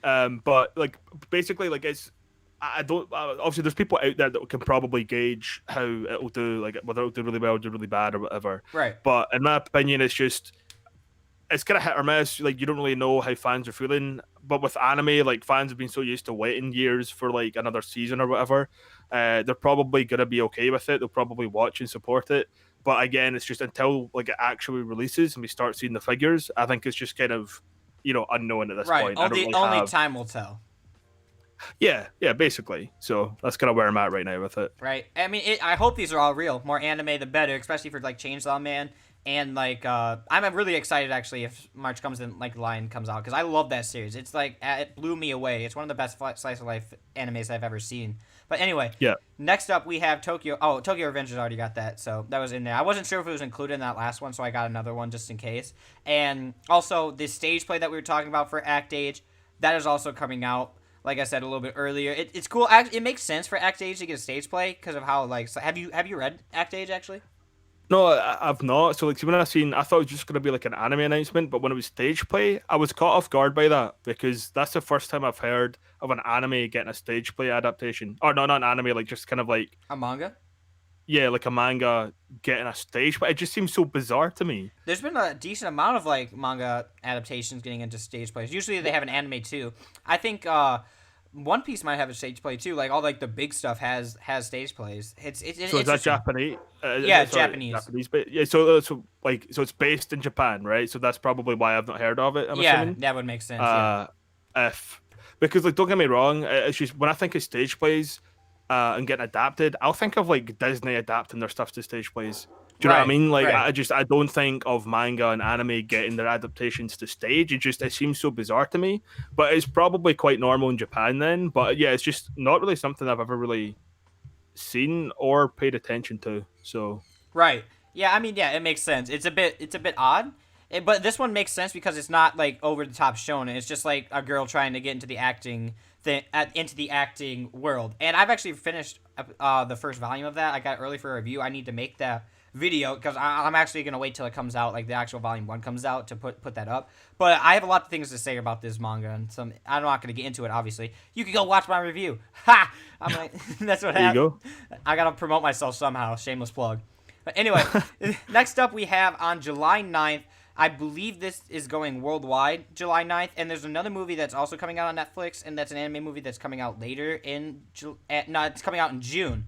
I think June 20th there's going to be the new Marie Okada film, and that is something, it's like something about a cat. I can get into that in a second, but this one is that on July 9th, a country will face disaster and a family will chase survival. Japan Sinks 2020 is Masaki Yuasa's new series adapting the classic sci-fi novel. And if you guys have heard that name before, that's because Masaki has done the films of Keep Your Hands Off as a Kid. He did Ride Your Wave, the new anime movie. He did The Night is Short, Walk On Girl, and Lou Over the Wall, and also Tatami Galaxy. So he has that kind of like really wacky kind of style to it. It's going to be interesting how he uses his style within like a sci-fi series, because like a sci-fi, more serious, darker tone of a series, because Yeah. most of his stuff has been very wacky based, right? Like Keep Your Hands Off as like all the ones I just mentioned have never been like a over. Actually, he also did Devilman Crybaby, so obviously he does know how to do more serious. I'm interested to see how he's going to do in the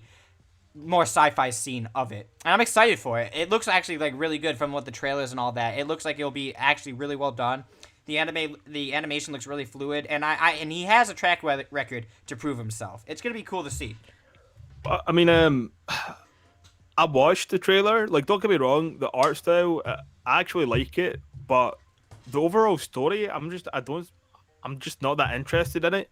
But I think it's one of those things that like I'll check out of curiosity, and then I'll probably end up liking it a lot. But like, I watched the trailer, and I'm not excited for it. I hate to say it, but Really? I'll still check. Yeah, I mean, like I'll still check it out, and then maybe I'll change my mind. I'll be like, oh, like that film was actually really really good, but. I I don't know. I'm just not bothered about it. Like it's one of those things I've seen. I'm like, oh, cool, it exists. I'll check it out. And then, I suppose it's really just a case of until I've actually seen it, I won't have much of an opinion Right. on it. So I mean, the concept of itself is just like Japan sinking to the ground in itself may not be the most interesting concept, but it's how it's going to be delivered is going to be the most important thing, right? well, yeah. I mean, like the thing is as well. It's saying it's like adapting the classic sci-fi novel. I've not read the novel either, so it's not even like I can be excited from that point. But I mean, I like things that are different. I like giving them a chance, and obviously, it kind of seems like it'll be focusing on our family throughout this event, Right. like this kind of disaster of like Japan sinking or whatever. So it could be really interesting. I'll just need to see the full product, like Right. the final product, before I can be like, yeah, okay, don't really care about it, or I can turn around and be like, Yeah, you know what, exactly. it was good. So Yeah. um, I definitely have like a more optimistic look when I see anime. Like when I first get announced, I'm just like, oh, that looks cool. I'm very like easily entertained and very easily interested. So I'm like, if anything, if it, like has an interesting concept or like anything slightly enjoyable, I'm like, yo, I'm all in for this. And then I end up watching the first episode, and I'm like, oh wow, well this is a waste of my time. So I mean, you're right. We'll see. I think you can't. You have much more of like a cool-headed, like realistic look at it, and I'm just like, I'm all in.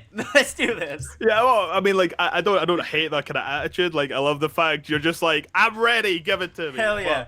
But I mean, it's not even just this film. Like, I just don't get that excited about anime anymore. Like, other than stuff like Dan Manchi season 3, ReZero season 2, like series that I'm already invested in or that like just kind of grasp me, like Attack on Titan season 4. Like, I don't get that excited, and I don't know if it's just because like I don't even watch that much anime anymore. Right. But it's just I don't know what it is. It's just like there's very few series that will like properly grab my attention and be like, you need to see me. So like for example, Right. that trailer that doesn't do that for me. But then I might be watching that film and I might become emotionally invested in it and become a mess by the end. Be calling you up on like Discord and be like, You were Bryce, right. You were right. you were right. Hell You're right. yeah. I'm all in, Bryce. Bro, hell yeah, I can't wait for that to happen though, because like the main two reasons I'm interested in this is because sci-fi is my favorite genre of all time, and also Masaki Yuasa is a fantastic director from what I've seen. So and he already does like a great job and everything. So I already like I'm interested for those two reasons, like sci-fi and Masaki Yuasa. I'm like all in because I trust him and I love the like genre that it's gonna be in. So that's mainly why I'm hyped up. So I can't wait to tell you I told you so, Zelz. I can't wait for it. It's gonna be so hype. Oh, well, I mean, like, okay, don't get me wrong. It's not. I'm not saying like it looks bad. Like again, animation. I think it looks quite unique compared to a lot of the other stuff that's out there right now. But like, Right.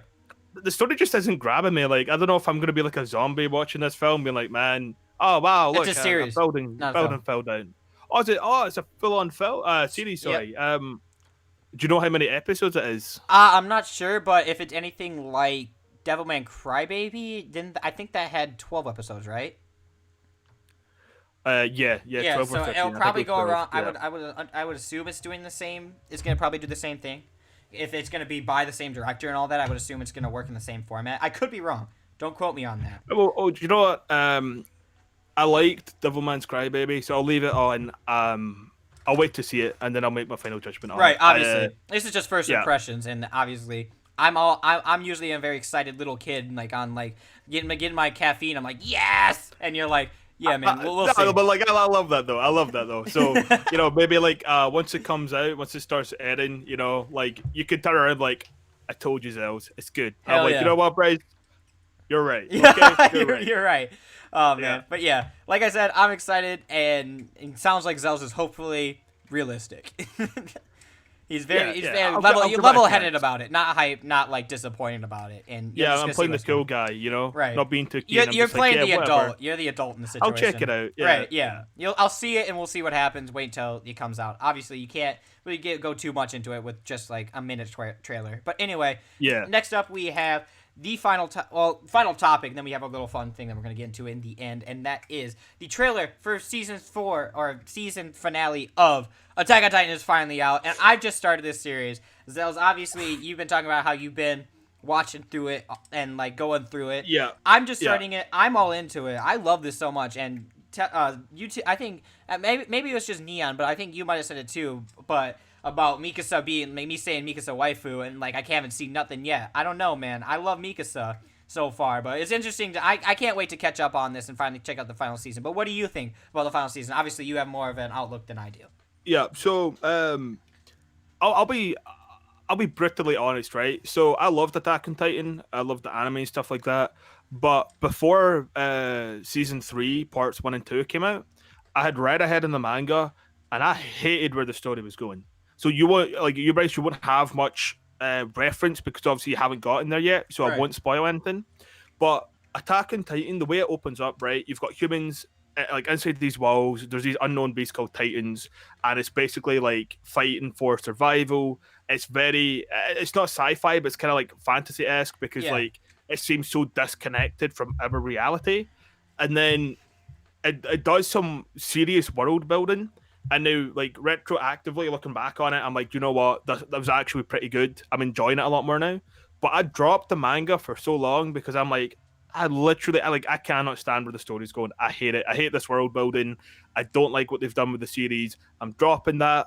And then season 4 trailer dropped, and I watched it, and I was like, well, damn, this looks good. Right. So I started reading the manga again. So I'm close to finishing it. I'm like on chapter 114, Okay. and I've completely changed my mind. So like, I think it's just because I was only reading Attack on Titan. Like I didn't give myself a break. I think I more just got burnt out on it.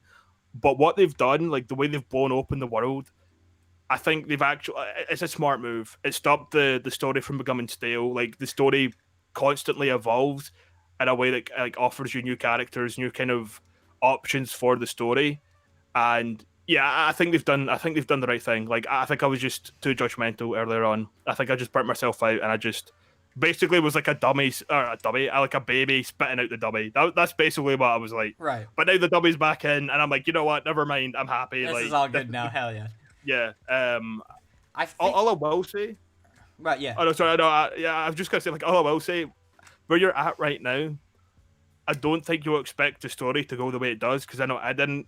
But once you kind of know what happens and once you've kind of read it all, I think you'll turn around and be like, damn, like that Right. was some serious world building. Well, the thing is, if this Titan in the like in the promotional picture is who I think it is, like I just learned something earlier, and you'll obviously know what it is. I'm not gonna say what it is, but Yeah. I think I know who this dude is. So I just learned about that, and I'm like mind blown to try to figure out what that whole situation's getting into because they're just starting to get into it, and I'm interested.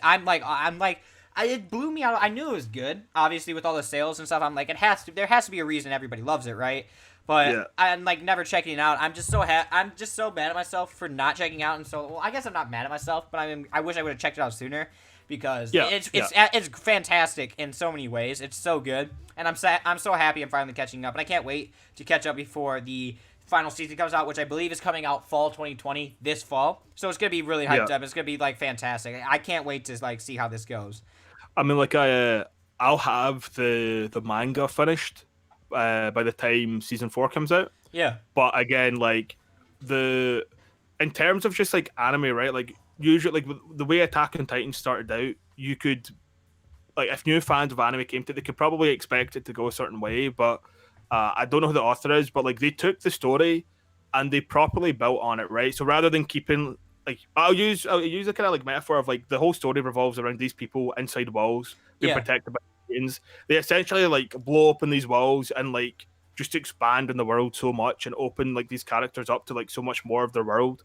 So like you're kind of the way they've got it is that like you experience the world through like Eren Yeager. Like so it starts off this really small kind of like place, these small towns stuck behind walls, and then it just like ever so often, like the characters venture like further and further, explore more areas, and they end up like just I can't say too much, but like the story just gets blown wide open. So it starts off like small and concealed and like enclosed, and then it's like that's just been blown wide open, and now there's like so much going on, and it's amazing. So originally I dropped the manga.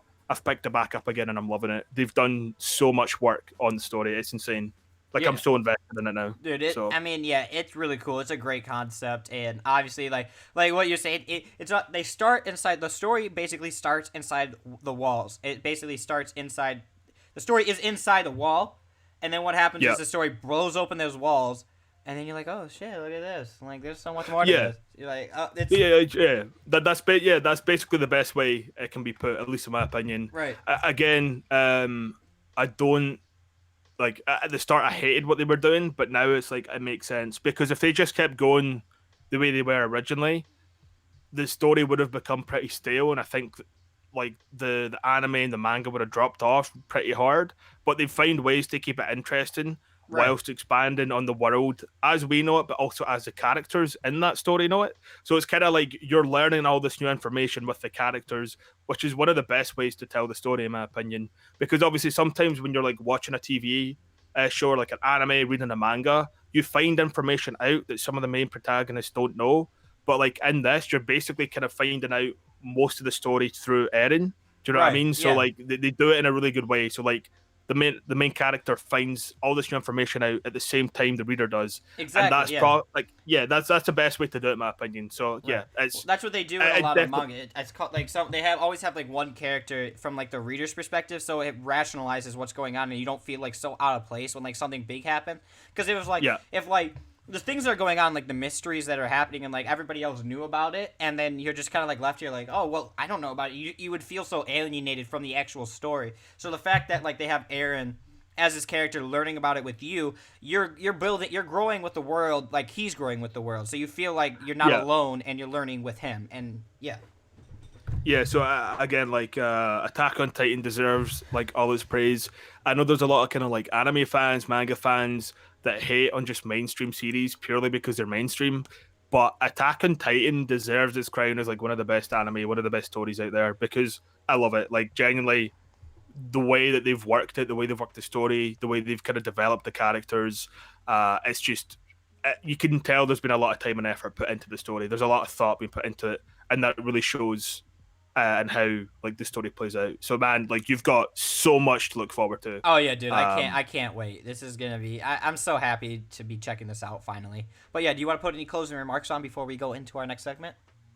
just that if anyone's listening, you've not read or watched Attack on Titan, you don't need to read it, but I would definitely watch seasons 1 through 3 because season 4 is going to be insane, and you're going to be raging if you get it spoiled for you when it comes out. So Oh yeah, yeah, just watch Attack on Titan. hell yeah, 100%. I agree with him. And we're gonna go on to our next segment, our final segment, called Shower Thoughts. Now, everybody talks about it all the time. Everyone's like, oh, yo, I wish I could create an anime. I wish I could create a manga that's like this great and fantastic. Well, why don't you just like try it? So, in this segment, me and Zelz are gonna try to basically come up on the spot. It's probably going to be a shit show, be honest. And on paper, this sounds really fun, but in execution, we're going to find out how well this develops. Basically, we're going to try to come up with basically the starting main character. So we're going to need to set up a girl character, the main protagonist, and then the best friend character, which I would say is probably the basic formula for it. The story, or at least a generic story for the setting, and just go off of that. So basically, let's try to create a fucking manga, dude. Let's become the next Oda Sensei. Right, okay. So I'll let you start. Who's our MC? Who's our main character? What do you think the main character is? What we should build our show around, or should we start with a setting and then figure out how our characters should end up? Because I think what kind of the world we're in and what the main goal is gonna shape the character. So I think we should start. Well, I mean, what's popular right now? I think something that's not of this world. I don't think we should go with Earth. I think we should. Yeah, well, I mean, I was gonna say, like you said, your favorite genre of all time is like sci-fi, so let's go down that route. So, like, are we gonna be sticking in like the Milky Way system? We go into like Mars? Or are we gonna like? I like that idea, way past bro. There? Yeah. I think we should. I think our series should start off with a character who wants to explore the world. or in the universe, right? So he's stuck in the Milky Way. We could get in like a futuristic kind of like where space is easily explored, and there are like maybe we could go with like a fairy tale like kind of style where there are guilds in like throughout the universe and throughout the solar system. So basically, this kid is in his guild, and he has a dream of exploring the entire world and like outside of the universe and seeing the ends of space. So that could be the main goal, and that's could be the character's goal. And he's inside this guild, so obviously, he could build he can build up a team to grow on that. You good with that? We good. Yeah, no, I'm we're good with that. Co-writers, man. We gotta. So what I want to know now then is, Okay. if we've got a character that wants to explore the universe, right? Is the universe like fully established? So like, do we have maps of it, or is it a case of a lot of it's unknown? I think the Milky Way is going to be known, right? We start with an area of unknown, and then outside of that, it becomes the farther and farther away, the less and less we know about it. So the more generic that the maps get. So basically, after we go on the Milky Way system, people are like, oh yeah, I kind of know a little bit of this. It's like generic hearsay. But once we get far enough away, nobody knows about anything, and we're discovering on our own. So like there's these different... So there's going to be things like alien life forms and other things like that we're discovering. I think we should go with a battle system on this. So maybe like in other systems, they're like maybe like oppressive leaders or like alien concepts that we don't 100% get, but you can understand who the good guys and the bad guys are in that scenario. So basically, like, almost like how they do in Naruto, like the first parts where they have the characters, when they have like Zabuza, like that whole segment where you know the characters are getting oppressed by that like that overlord or whatever. So basically, when we go to like these other planets, like we might meet some like really poor citizens or like see some like really heinous scene where maybe like one of the characters are unrightfully, like we see like some character getting like executed in front of everybody as like a demonstration of power, and then we meet like the character's mother. I'm not the character's like a mother or something, and we meet like the child of that, and so that would kind of establish like our first arc when we go to like one of these planets. So I guess my biggest question then is: the oppressor going to be like one kind of like individual with their military? So is it kind of like Star Wars where you've got the Empire versus like the rebellion kind of case, but like in this story the Empire is like whatever this kind of like oppressor is in their army, like it spans the whole universe, or is there going to be different enemy factions that you have to navigate? Maybe what they could do is there's an overarching enemy like over it, and maybe like there's like subdivisions within the actual space. So maybe like almost like if like you had like a dealer, like there's the main supplier, but like the dealers are like fractions off of them. Right. Okay. So it's going almost like a big like I guess tree where it's like you've got like the head kind of honcho who's like the main oppressor, and then they've got factions that are all kind of villainous, right? That operate under the one kind of branch, but they're their own. Yeah. Faction. You have the serpent, and then you have the head of the state guiding it all. Right. Okay. Okay. So, what with our main character then? Obviously, we'll establish the main character and their friends and stuff. But is this going to be a case where it's like there's like the Milky Way has its own like defense force and they're part of it, or is this like literally a handful of heroes end up raising a rebellion against like this like evil entity? I think it can start off like, are we gonna have the world have like guilds and like kind of like the fairy tale style, or should we have it where there's just like he's starting his own thing to explore on his own? I mean, I kind of like the idea that like the Milky Way, say it's got its own kind of like unified like self-defense kind of military force, but our heroes, I don't know, maybe like they go off and do their own thing to kind of spark rebellion because. So he's like a vigilante. A vigilante. Like he's not I like with that them, idea more. But he's going for. Like, okay, here's the thing. Maybe we could do it like this. Maybe he doesn't start off as a vigilante. Like, it's not in his mindset to do that. Like, he just wants to explore space. He gathers up a crew and goes. But then when he starts to, like, get, like, this wake-up call, like, things out in the universe aren't that good, he starts to, like, have that mindset that he's going to kind of, like, save them. And kind of get, like, maybe this hero complex. And almost, like, this wake-up call that the world isn't as, like, nice as what he thought it was. Yeah, so he's kind of romanticized the exploration of space. Exactly. But then it turns out like space is a really shitty place to be in. Yeah. Because you've got all these kind of like evil organizations taking advantage of like full, like not even just citizens, but full on planets. Exactly. They're like overtaking planets, and like this organization is like taking over. And he didn't, obviously, he was in his bubble, and now it got popped that he went out into like the world and is now experiencing that. And we could, it's for like you said with the Space Force. I like what you're saying with this. We could start off with him like becoming an enemy of the Space Force. Like at first, like both sides are going after him, but eventually, like as like they go on and like we see like higher ups start to like notice that he's not actually bad and like he's starting to do good, and they kind of like maybe almost let him off and do his own thing because they can like trust him or something like that. Mm-hmm. Right. Okay. Okay. So our main character then are they human? I think what we could do. I think okay. I like this. I think we should start him off as human, like he's human, and then these side characters can be from like other worlds. Like as he's going along these missions, he maybe like collects like additional crew members. Like he maybe starts with like 2 or 3 people at the beginning, and like they're all human, and then as it builds up like farther and farther away, they start adding alien crew members.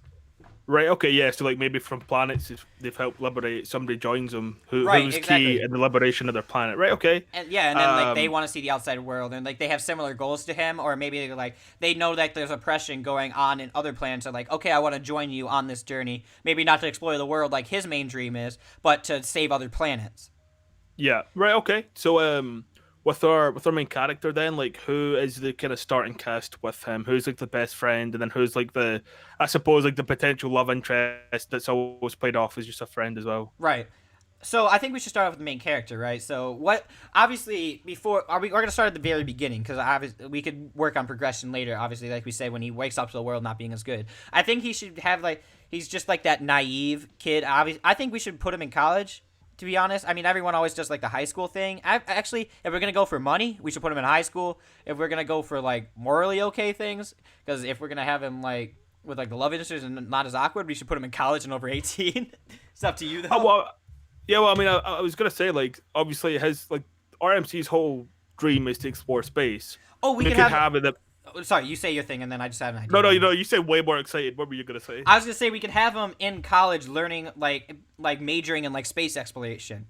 So that could be his own reasoning behind wanting to like having the qualities to go and like knowledge behind it, but all like having like this fantasized look about space because maybe his we could have his like father or mother be like already explorers, so he has like this fantastical view of like how cool it would be to explore space.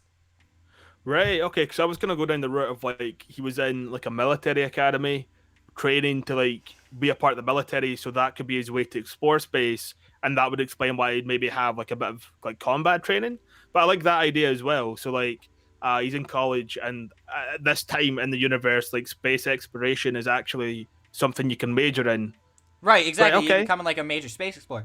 We could also have him, like, in college, like, studying, like, jiu-jitsu or like some sort of martial arts, so it gives them like a quality when he actually goes to space to actually be able to defend himself for like a logical reason. And I also think we should focus on, since it's space and all this, I think we should have like sci-fi guns. I think like our main girl should be like some sort of like weapons expert.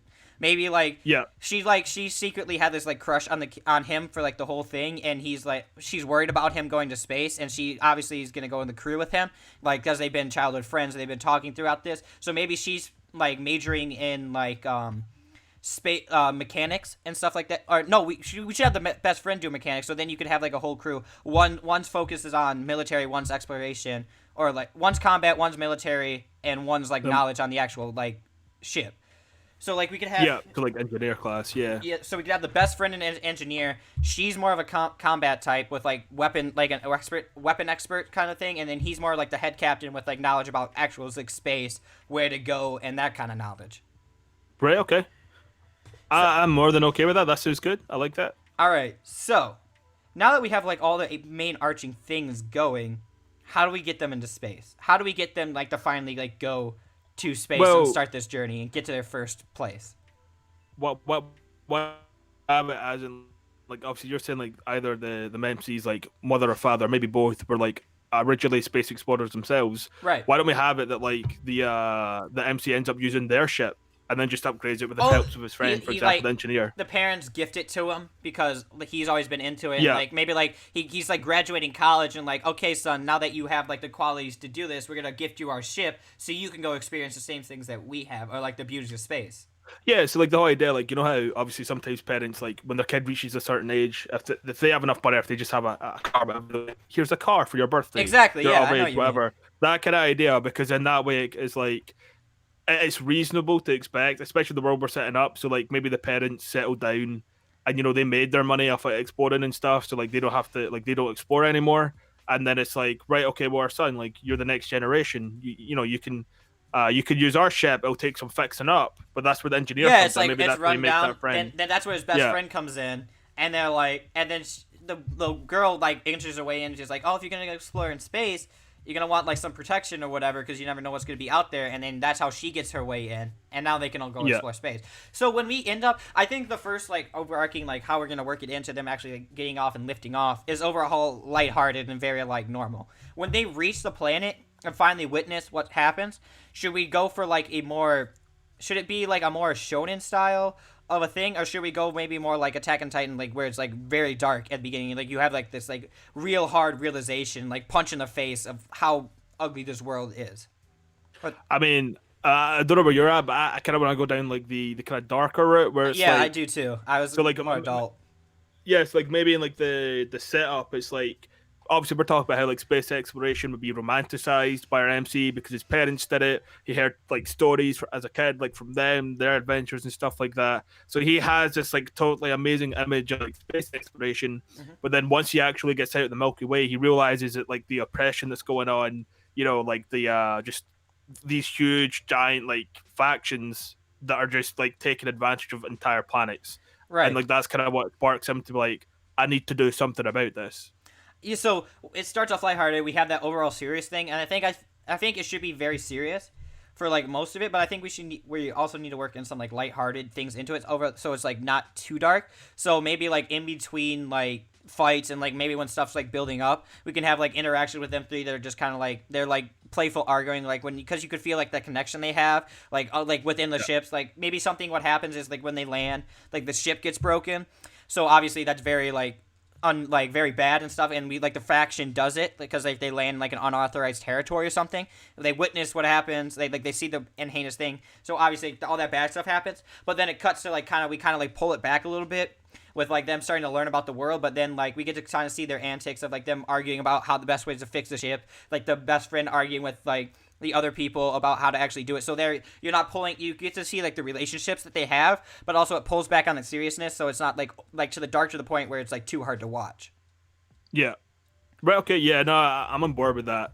I think the main thing we need to establish then is like obviously, yeah, like definitely have like heart lighted stuff in there, or so that it's not always just dead dark and dreary. Do you know what I Yeah, mean? There's always going to be a little bit of like humor in there, and I guess a little bit more playful at times. But will like our characters be the ones to kind of start rebellion, or will they end up like maybe helping out like a really minor planet, but then I it think. introduces them to like All right, I think what we should do if we're gonna go off based off like the first episode, since they're just learning about it, I think there should already be I think there should already be like a rebellion or like some like area ready to like rise up against. Obviously, so they have like because they're not gonna be able to do it themselves right at the beginning, right? I think they should yeah, like yeah, kind of yeah. have that like I arc completely agree. where they learn to like the right ways to do it, like what's the injustice, how to actually like fix this in a way. So I think there should be like almost like an all. There should be a faction that's already ready to like the rebels. They're gonna rise against them, and then slowly as the series progresses, they start to like do it. They're able to do it on their own and like learn how to do it. Yeah. Right. Okay. No, I'm completely on board. I like that. But what would be the thing that introduces him into that then? Like, would it be they see a planet being oppressed and then get caught up I in like a rebellious faction? I think they should land Like, on a planet like for refuel, like a regular refuel. They don't yeah, know that they just refuel normally. So they land on the planet. Obviously, they try to go find like gas, and they're in like they end up in like some really rundown area, and then we can see like one of like the upper people, like some of the people in there like like messing with some of the people, and then like somebody like backsasses them or something like that. She like fights back because someone's like getting bullied. We could say like a grandma or something's maybe getting like like beat up or something like for no reason, and then a yeah, mother ends up or like either mother father somebody ends up like involved into it, and they end up getting killed for getting involved. And so then we end up meeting throughout it the brother or not the brother, the daughter. We could even do like one of their brothers or something like that. Somebody who's connected to the character that was killed and is also connected to the cult, and is like, this is why we need to do that, and that's how they involve themselves in the cult, because they could be like the gas station owner and the person who like has the gas for them for their ship, and that gives them like an in to where they're naturally like meeting somebody, learn about the cult. There's a reason why they're doing why they're getting involved and why he's involved, and then that's how they get within the rebellion. And like I said earlier, have their thing broken, so there's like they can't go and they're kind of like stuck on that planet for that point. Right. Okay. I mean, I'm with you with that. So, I mean, like, I think that's like a whole kind of first arc set up right there. Exactly, dude. Being a manga is easy. Yeah, sure, easy peasy. Like, yeah, okay, let's just go make it, get it publicized, also get it drawn. It's fine. The one thing we're missing is the name of the series. Oh, Jesus. Yeah. I'm bad with names. Right. Literally, me and Neon were like, we're going to start an anime podcast. Oh, yeah, so anime. That's great. Now that's like, top tier thinking. Dude, it took me days to figure out what mine is, and it's just called a podcast tag. I was like, I was literally looking up generic names on like, I was looking up name generators, and then I saw something like, it said like manga arc, or like, it said arc or something. I was like, oh my god, podcast arc. This is genius. Like a eureka moment. I was like, this all makes sense now. But I mean, it worked, so yeah. You know? I mean, I like the name. I enjoy it. So I think the name, we could do like the name called Into the Unknown or something like that, which is always like, it's kind of a play on something. I think there's already like a TV series called that or something like that. So it could be called like Into the Unknown or like Into the Universe or something like that. So basically, you're exploring, but I think Into the Unknown because it's more like you don't know what's gonna happen. You're exploring space and you're just trying to figure out what's going on in the world. Yeah, I mean, like, I actually like that a lot because, like, even if in, like, say in that series, the universe is already established, but if you're going from the character's point of view, they don't know what the universe is like. It's unknown to them, so it's literally into the unknown. Yeah, I like, man, yeah, it's easy. Okay, we've got like literally our $1 billion idea, well, maybe not $1 billion, but our multi-million-dollar idea all ready to go. Now we all have to do is get an artist and submit this to Viz Originals and make bank. Yeah. Yeah, easy, right? We'll use Zach to kind of help us as well. Like, you know, he could be like the writer for it. We'll just come up with ideas. Yeah, we're like, we got concept ideas. Zach writes it, and we have an artist. This is a whole pyramid scheme, dude. Yeah, it's gonna work. It's gonna be easy. We'll be rich this time next year. Okay. Hell yeah, it's gonna work. It's gonna be great. But yeah, I think that's I think we created our $1 billion idea, and I think that was a lot of fun. I really enjoyed that. But I think we're gonna wrap this up right now. 100%. I loved you coming on this podcast. It was a lot of fun. I had a lot of time coming out. Thanks for having me, man. Yeah, dude, it was a lot of fun.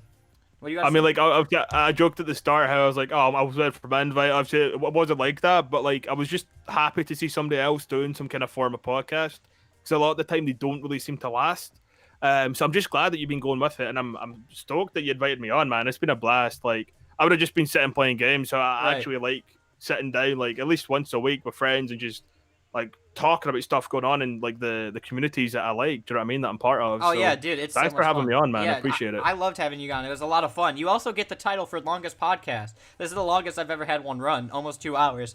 But yeah, I feel bad. Yeah, not bad. It's not a complaint at all. This was 100. It was so much fun. It was worth the 2 hours. Even the pee break in between that I had to do because we were going for so long that I had to take a pee break.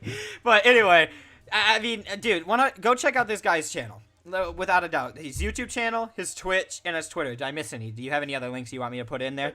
No, literally just like you've hit the ball. That's fine. Cool. Like YouTube, Twitch, Twitter. I appreciate it, man. Again, it's been a lot of fun. Oh, dude, yeah, it's a lot of fun. And I forgot. I was gonna say this, but the reason I started this was just to start a thing about learning about manga news myself. Now I have a reason to like know about the news and things going on in the community. It's so well for myself because it keeps me informed, and it also gives me a reason like keep looking up all these news stories and all this because I'm like, oh, I gotta do the podcast, so I gotta learn about all this stuff, and I get to learn about the community. And also it's so much fun like to have you guys on, have all my friends, and just have people to talk about this stuff with, because my main reason for starting this entire channel was just to find people to talk about anime and manga with. So to be able to actually like create this series where that's literally all I'm doing is just absolutely, it's amazing, and it's so much fun. But anyway, guys, thank you so much for watching. Thank you so much, Zelz, for coming on. I 100% appreciate it. I appreciate all you guys for watching. Make sure to like, comment, subscribe if I deserve it. If you feel that I've deserved it, I do deserve it. You do deserve it. You do. Thank you. Go check out Zel's channel. He deserves it. And anyway, guys, thank you so much for watching. And as always, I'll see you in another video. Head Eh. tie. Oh, thanks, Neon.